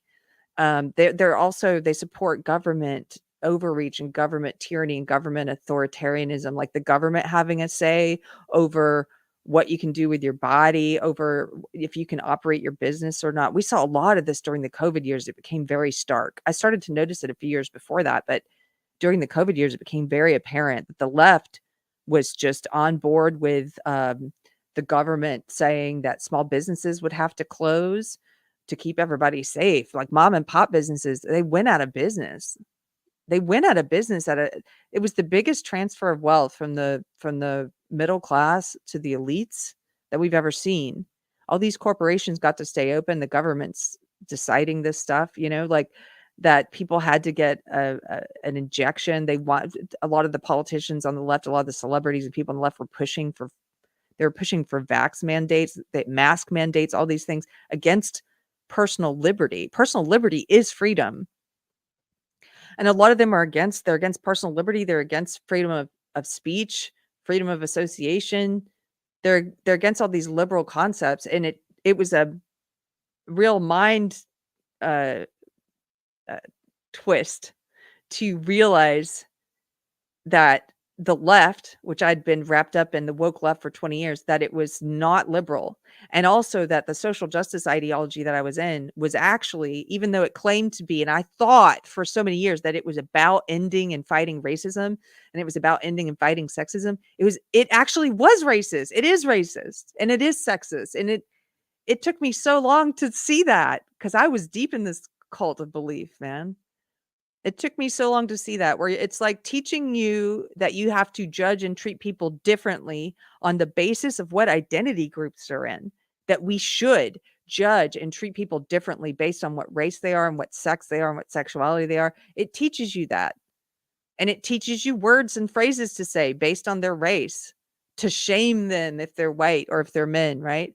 To say things like to mock their white tears or their male tears, to talk about their white fragility, to talk about their toxic masculinity. You know, it comes up with all these shaming phrases that are racist and sexist.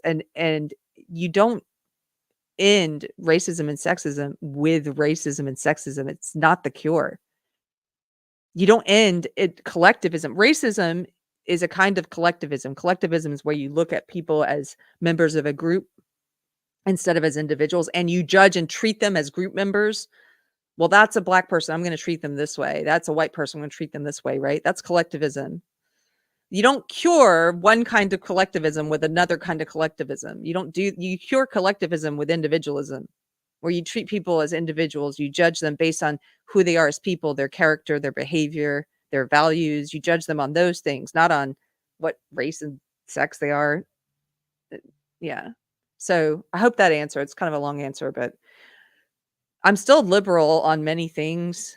I'm also a lot more conservative on things because after leaving the left, I also found God. So, and that made me more conservative in a lot of personal things like sexual immorality, like the ways in which we personally choose to live our lives. I became a lot more conservative on those things, if that makes sense.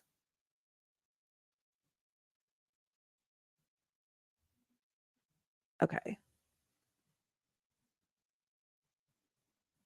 Now we're getting into the societal shame part. This is the part we've been building to. In a future lesson, we'll discuss the necessity of shame for spiritual formation and how that works.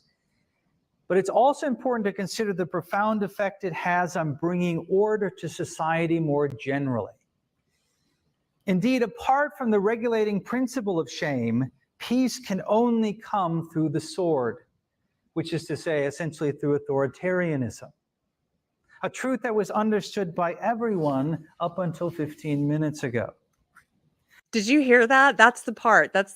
It's like apart from the regulation that societal shame provides, then you can only have peace in a chaotic society. If things reach a very chaotic point, you can only have peace then through physical force, through authoritarianism, the government. So societal shame, public consciousness using shame to punish bad behavior and reward good, like that is what keeps a society needing to have or turning to out of desperation authoritarian tyrants to tell you, you know, how to behave, how to self-govern, essentially.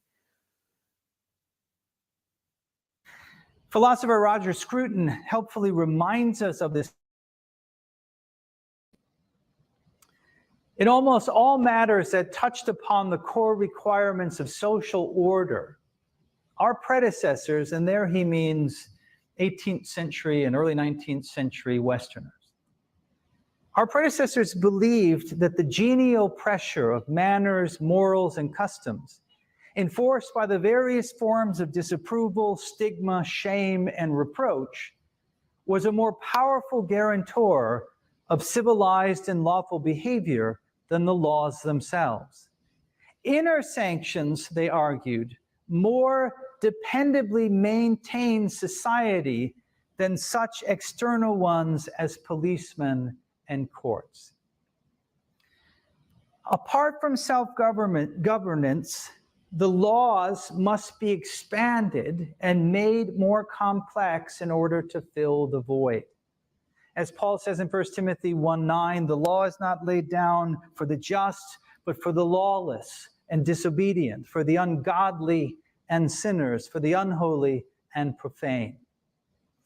So there's a trade-off that while with self-governance one can have both peace and freedom, apart from it, peace can only come through greater external control. A control, as Scruton says, which is a more effete guarantor of lawful behavior. It's weaker in controlling behavior because it's external, not internal. And what this means, and I think this is incredibly important. What this means is that moral order in a civil society is meant to be kept in check by societal disapproval, by stigma, by shame and reproach. All concepts that strike us as mean and cruel, as uncivilized. But if you think that shaming is boorish, wait until wickedness is so rampant that it can only be controlled with a baton to the head.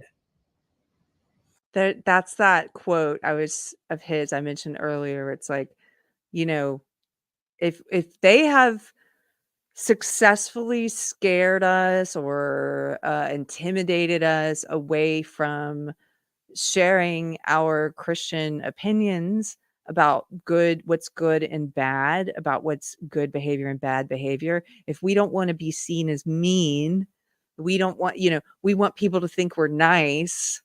We want to be lukewarm and come off as nice instead of kind, instead of being concerned with being kind, which sometimes kind is going to sound mean.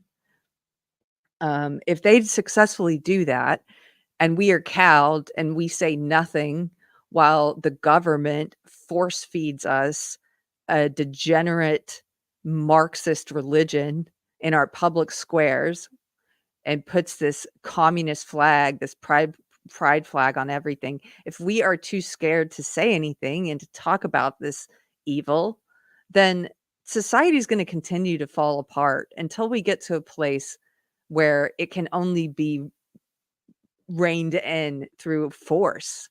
And we don't want to get to that place. So this is the importance of shame. This is the importance of stigma. This is how it can be a societal good.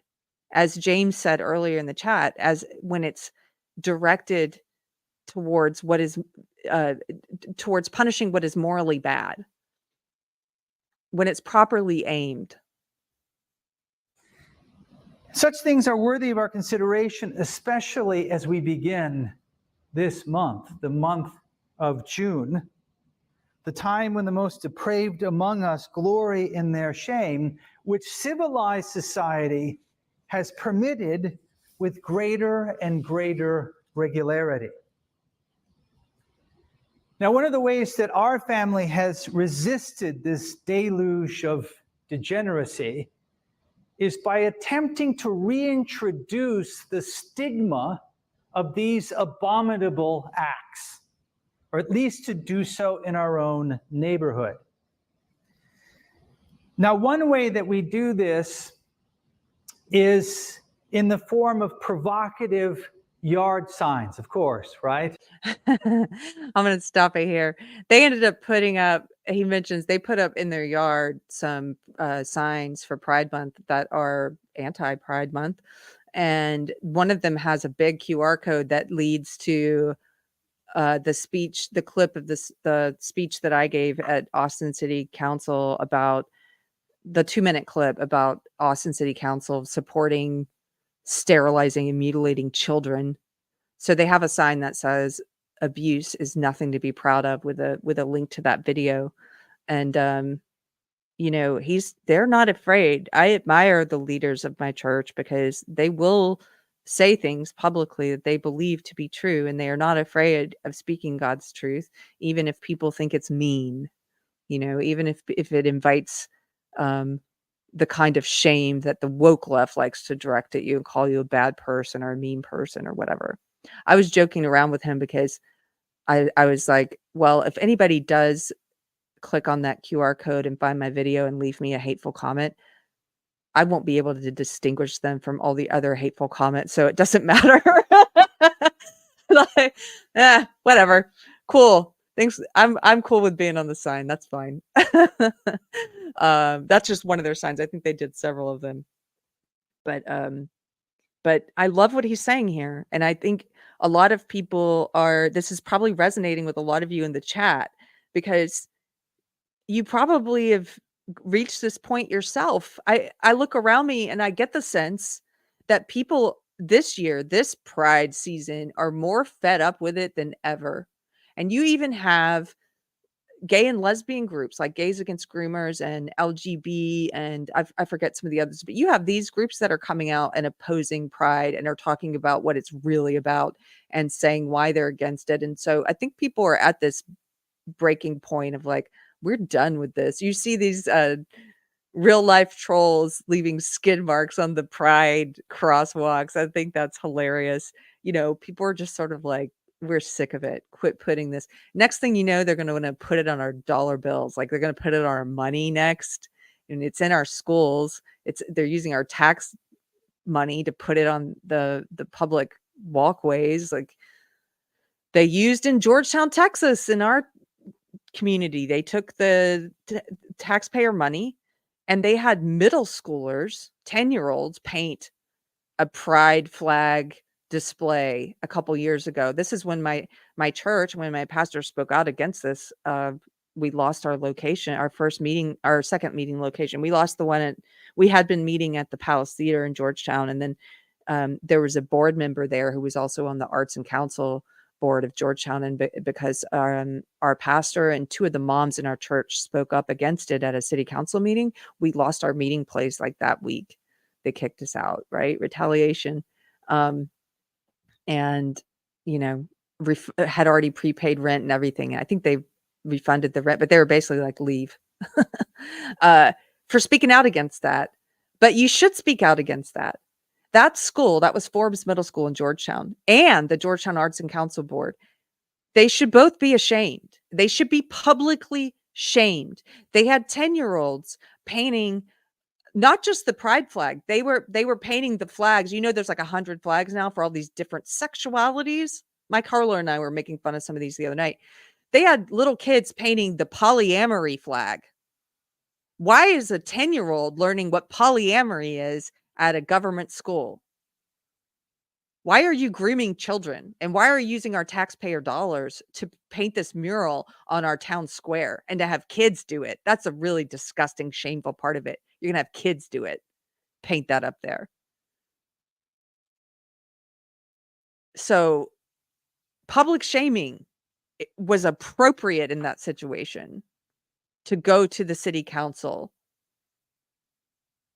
and to speak about why this is wrong, what they were doing. The people who are supporting mutilating the genitals of children and sterilizing them with puberty blockers and cross-sex hormones, and in some cases giving them cancer with these hormones, these drugs, like those people, those adults should be shamed. It is shameful behavior.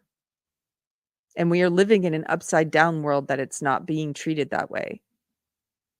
So this is why I call this one Bring Back Shame.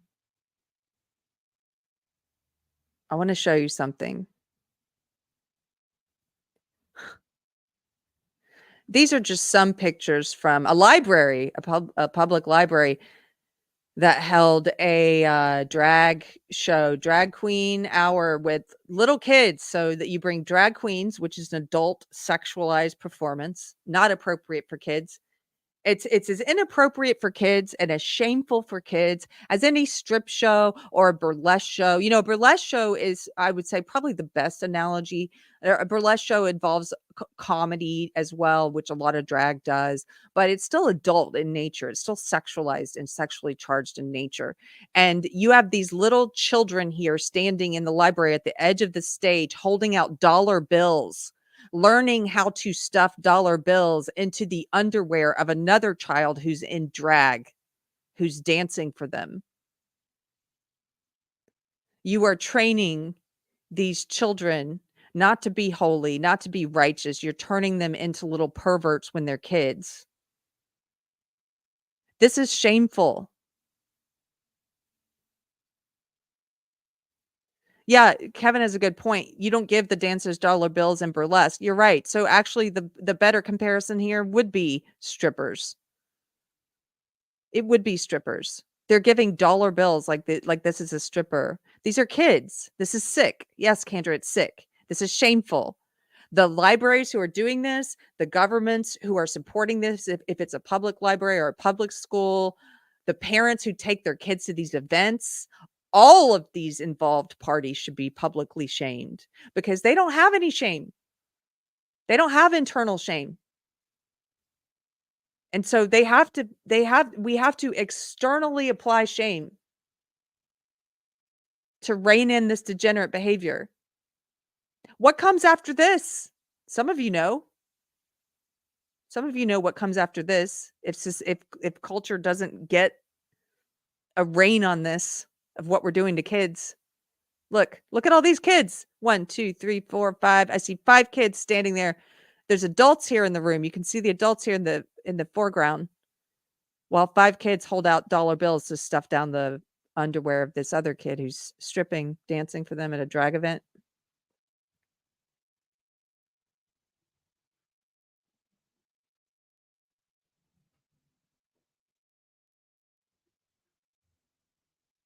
Yeah, all ages drag show. That's what it was billed as. Here, I've got another one for you. These are happening all over the place. Now, a lot of normies, if you're here on the left and you don't know this is happening, I'm not surprised because you guys, I was in your echo chamber. You don't see this stuff. You get a carefully curated news site. Like you don't see any of this stuff. And so when you hear that there are states like Tennessee or Texas that are passing bills to say, hey, you can't do adult performance, sexually provocative performance for children. It has to be for adults only. Like you believe the story, you believe the stuff in your feed that says, oh my gosh, it's an anti-gay bill. It's an anti-drag bill. It's not anti-drag. It's anti-sexual performances for kids. And all, by the way, strippers too also are not for kids. Strip clubs are not for kids. There should be no strip club in the library event. This is another one of these events. Look at these kids lined up to give this drag performer dollar bills. So you're just teaching kids how to be patrons at a strip club. That's what we're doing now. That's what's moral.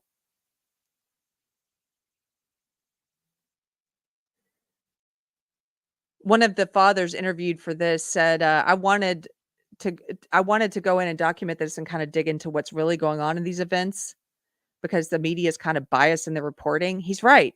It is biased, and people on the left have no idea what's going on or why these bills are being passed, and they believe it's just a bunch of homophobes who don't like it. So stupid. There are drag queens who are against what's happening with kids. There are drag queens like Keri Smith who are against this, who are calling out parents and like, why are you bringing your kids to drag shows? What's wrong with you? This parent continues. He says, as a lifetime ago, I was a bouncer and I've done security for drag shows. And I'm a father of 4, and I understand there are certain events that are adult entertainment, that are 18 plus entertainment.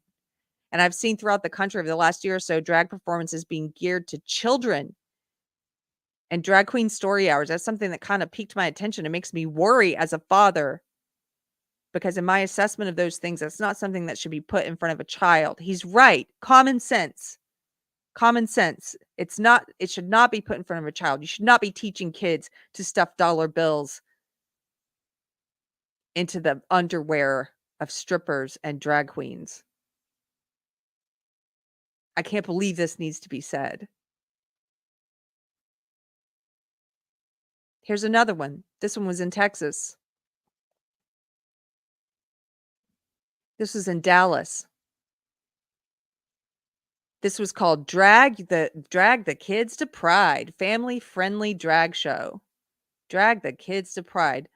Now, this is the one that had, look in the back there, this nightclub, and they have a big neon sign that says, it's not gonna lick itself. It's not gonna lick itself. This looks like a place that's appropriate for children, doesn't it? That's sarcasm there. This is not an appropriate setting for children. Shame on these parents. Shame on these performers who performed in front of children. And shame on the parents who took their kids there. And shame on Dallas for allowing this to happen. and this club for allowing this to happen. Look at this kid, this poor kid.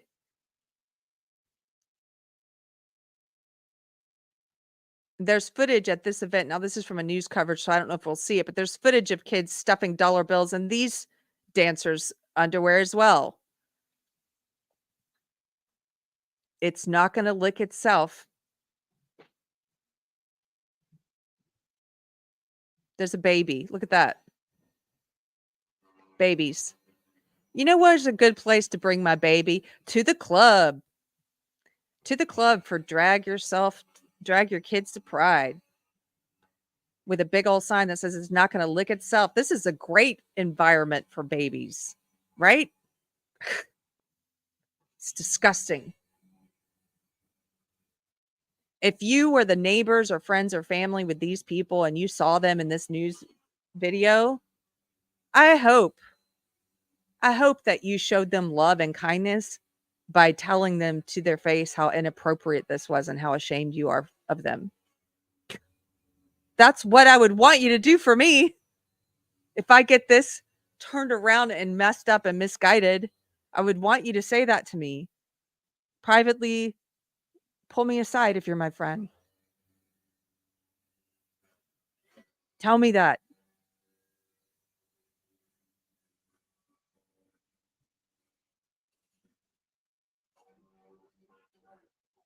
They need someone in their life to say, what are you doing? This isn't appropriate.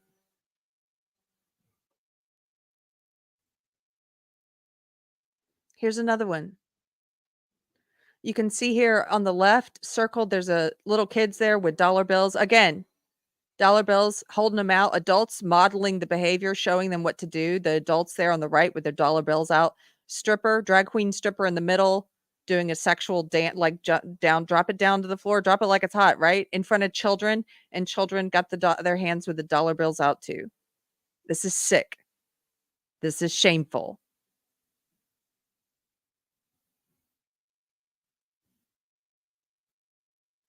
Here's one from Toronto.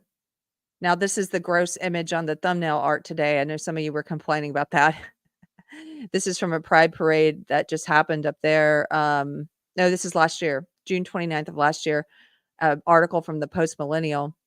Man calls Toronto police over naked men exposing their genitals to kids on the street. Cop says it's okay during pride parade. You can see this picture of these nudists, these guys, these disgusting men, perverts walking around naked in front of kids and families. And of course, it's on those parents who brought their kids to this degenerate event. Shame on those parents also. Shame on these public nudists.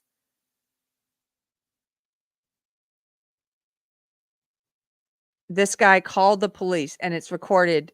I think you can hear the call, but he says, I just want to make sure I'm not working outside of any laws or anything like that. He called the police department. During a recent episode, so you can listen to him do it. He says, if you want to be out in the street, you have to be fully clothed and you can't be naked or anything like that, right? And then the police officer said, well, I mean, there are naked people running around the street. An officer responded. And the radio host said, okay, but is that against the law?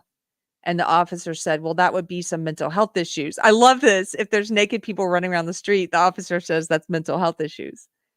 And then the radio host said, well, I agree with you on that one. I'm having a hard time. Yesterday, I've seen a bunch of people naked in front of children and police officers, seeing men with their penis out in front of kids. And I was just wondering if that's acceptable. Now look what the officer says. Now the officer learned it was the Pride event. The officer says, was that part of Pride, you mean? Was that on the weekend? The officer asked. Yeah, it was at the Pride parade. And so then the officer says, yeah. So that's always the issue then each year. I mean, that happens every year. So then the radio host says, so it's okay when it's at the Pride parade, but not in other situations, obviously. And the officer responded, exactly. I would say so. So full frontal nudity with your penis hanging out in front of children. That's cool. Oh, there's Bud Light showing up at the Pride parade. But that's cool if it's a part of pride, anything goes, any degeneracy. Normally this would be something that's not allowed publicly, but because it's pride, sure,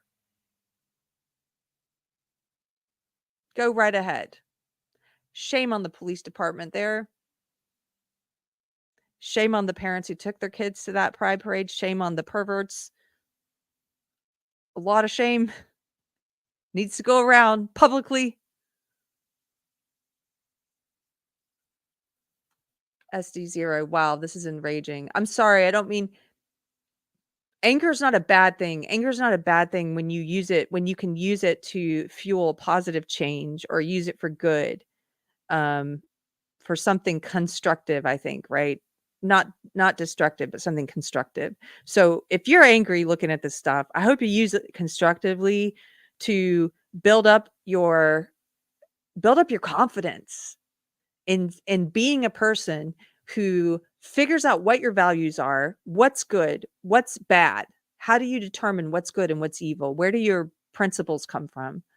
What is your morality based? What's your foundation? Figure that out first. Because once you figure that out, then you'll be more confident to also speak it so that when you see something evil in the world, you're more confident to say something about it. Even if we live in an upside down world where the dominant religion agrees with that evil stuff you're commenting on and is going to try and shame you for saying something, you can still have that confidence to say something about it because you know that you're speaking truth. That what you are saying is true. And it's righteous and it's good to call out evil. It's good to call out this sexualization of children, to oppose it. We need to get to a place where that's common again so that we don't have to get to a place where the laws become authoritarian to rein in depravity. We should encourage self-governance by participating in social shaming. I don't mean bullying or any of these things that the modern world, that the woke wants you to hear when you hear that. But I mean speaking the truth about behaviors that are good and behaviors that are evil and not being afraid to do so. We have to get back to that place.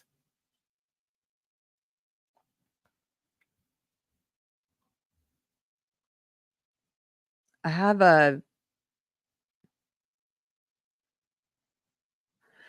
this article pulled up. I did want to, I put it in the description. I was going to read from this Roger Scruton article today. I'll just read a brief part of it and then I'll edit the description. I'll put the link to the whole thing. So you can read the whole thing if you want. Here, let me also drop it in the chat.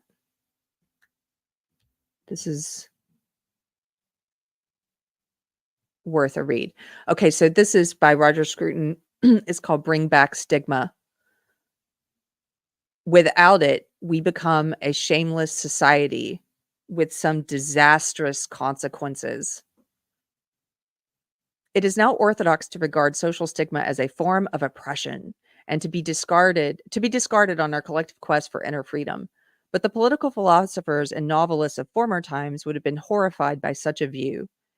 In almost all matters that touched upon the core requirements of social order, they believed that the genial pressure of manners, morals, and customs, enforced by the various forms of disapproval, stigma, shame, and reproach, was a more powerful guarantor of civilized and lawful behavior than the laws themselves.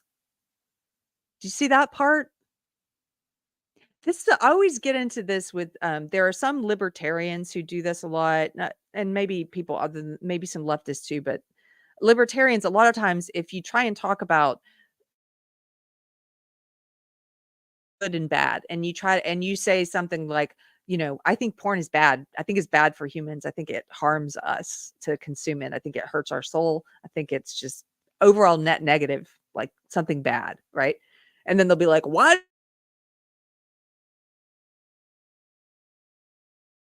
legality of it. They go straight there. You know, the reason it's good and beneficial to talk about morality and talk about what we believe to be good and bad is so that we don't have to go there, so that we don't have to go to the law, so that society doesn't end up in a place where it desperately votes for authoritarian laws that take away your favorite vice, you know? It's good to be able to talk about morality of things, and I wish people would stop confusing that for the legality of things, if that makes sense, okay? So, and this point he's making is that the social norms, the social morality was a more powerful guarantee that the society would be civilized and lawful than having it in the law. Because once you have to put it into the law, things are far gone, right? Like, it's like you have a very chaotic society if you have to make it into the law that you're gonna get caned for littering, right? That's crazy. Imagine that if it gets to such a place where we have to put it into the law, like, where we voted for crazy stuff like that, like illiberal stuff where the law has a say in, you know, we're gonna cane you if you don't put the grocery cart back or something. Just put the grocery cart back on your own. Social stigma, okay? Inner sanctions, they argued, more dependably maintain society than such external ones as policemen and courts. That's why the moralists of the 18th century, for example, rarely touched upon murder, theft, rape, or criminal deception. Instead, they were passionately interested in the small scale mores on which social order depends and which, properly adhered to, make such crimes unthinkable. Stigma has evaporated in our era, and along with it, much of the constant small scale self regulation of the community, which depends on each individual's respect for and fear of other people's judgment. In consequence, the laws have expanded both in extent and complexity to fill the void. Yet, as sanctions have been expropriated from society by the state, people feel far more free to follow their own inclinations, to disregard proprieties, and to ignore the effect of their behavior on others and on the common good. For although the law impinges far more on their lives, they experience it as an external force with no real moral authority. In addition, the law increasingly distinguishes the public realm, where it's the sole objective authority, from the private realm, where it cannot intrude, leaving the private realm less and less regulated, despite the fact that it contains most of the matters on which the future of society depends: sexual conduct, the rearing of children, honest dealing, and self respect. Does that make sense?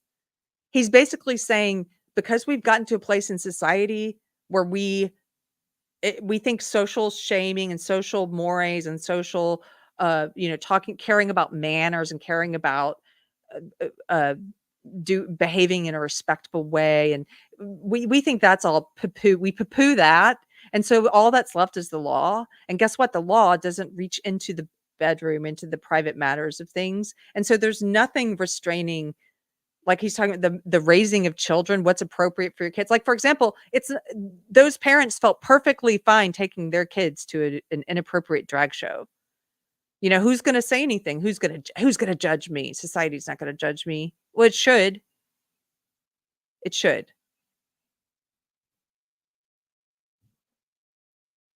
I'll give you, just one real life example that just popped into my head.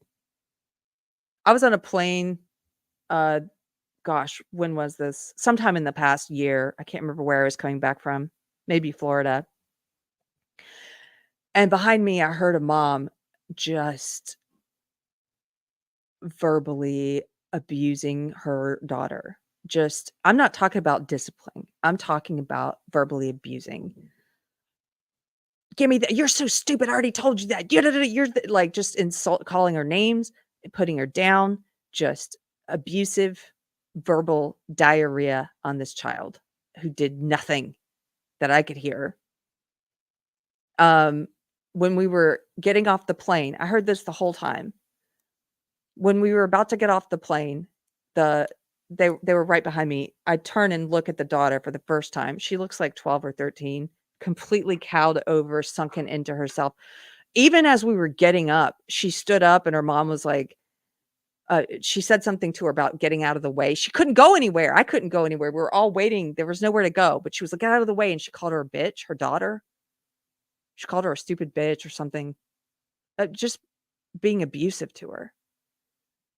And I couldn't not say something. I couldn't. This isn't me being some hero or something. I actually felt afterwards, I was like, did I do the right thing? Maybe it was none of my business. Maybe I shouldn't have said anything. I came home and told my husband, I was like, did I do the, he gave me his perspective that it was good that I said something. But while we're all stuck there, I can't go anywhere. But she's saying this to her daughter. And I just turned around and I was like, I heard the way you've talked to your daughter this whole trip, and you should be ashamed of yourself. You are a terrible mother. And she just went off, like, and her daughter's face in that moment, that's all I cared about. Her daughter's face in that moment. Hearing an adult tell her mother, another adult to tell her mother this is wrong, and to say it in front of her, what you're doing is wrong, and to say it in front of her. And then her mom's like, you fucking bitch, just screaming. And I got my stuff and just walked, getting off this plane. Good. Thankfully, I don't have anything at baggage claim, going straight to my truck. Crazy lady. But she needed to be told that. And those other adults who heard it all too needed to hear an adult say it. And I didn't say it. I didn't lose my temper. I didn't say it in a crazy way like she was behaving. I didn't scream it. I didn't say it. I didn't say it, with a emotion, like a unrestrained emotion. But with judgment, yes. Yes.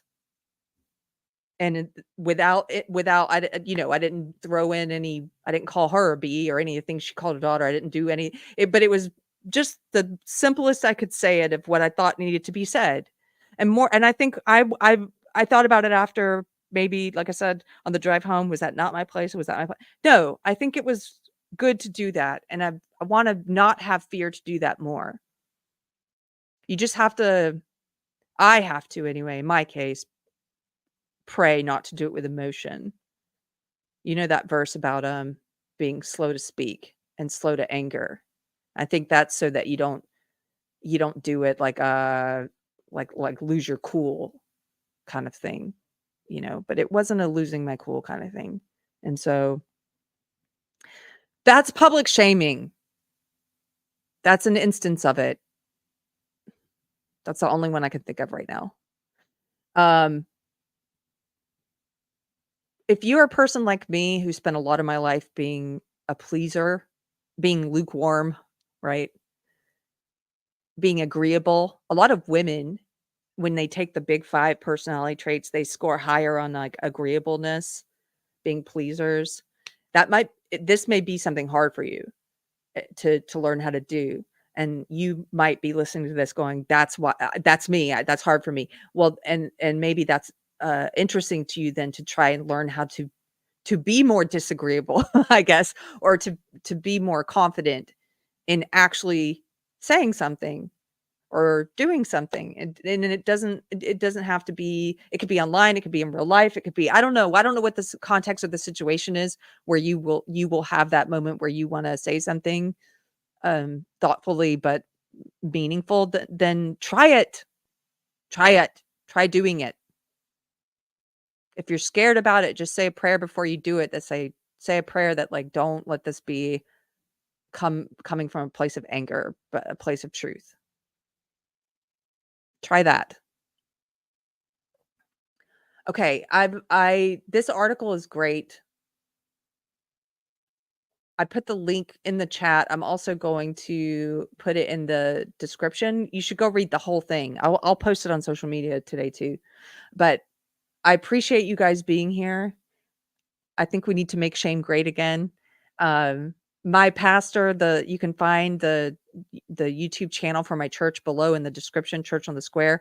And as he mentioned at the beginning of that video, it's a whole series he's doing this month. Like every other Sunday, he's doing a part of this series on Stigma, Make Stigma Great Again. If you are interested, you can, as those come out, they will be posting them on their channel. So I appreciate you guys. Thanks for letting me think through and talk through some of these things with you. And I hope you have a great weekend. If you're in Houston, I hope to see you tomorrow at my husband's show at the Mucky Duck, Anthony Garcia, tomorrow night. in Houston.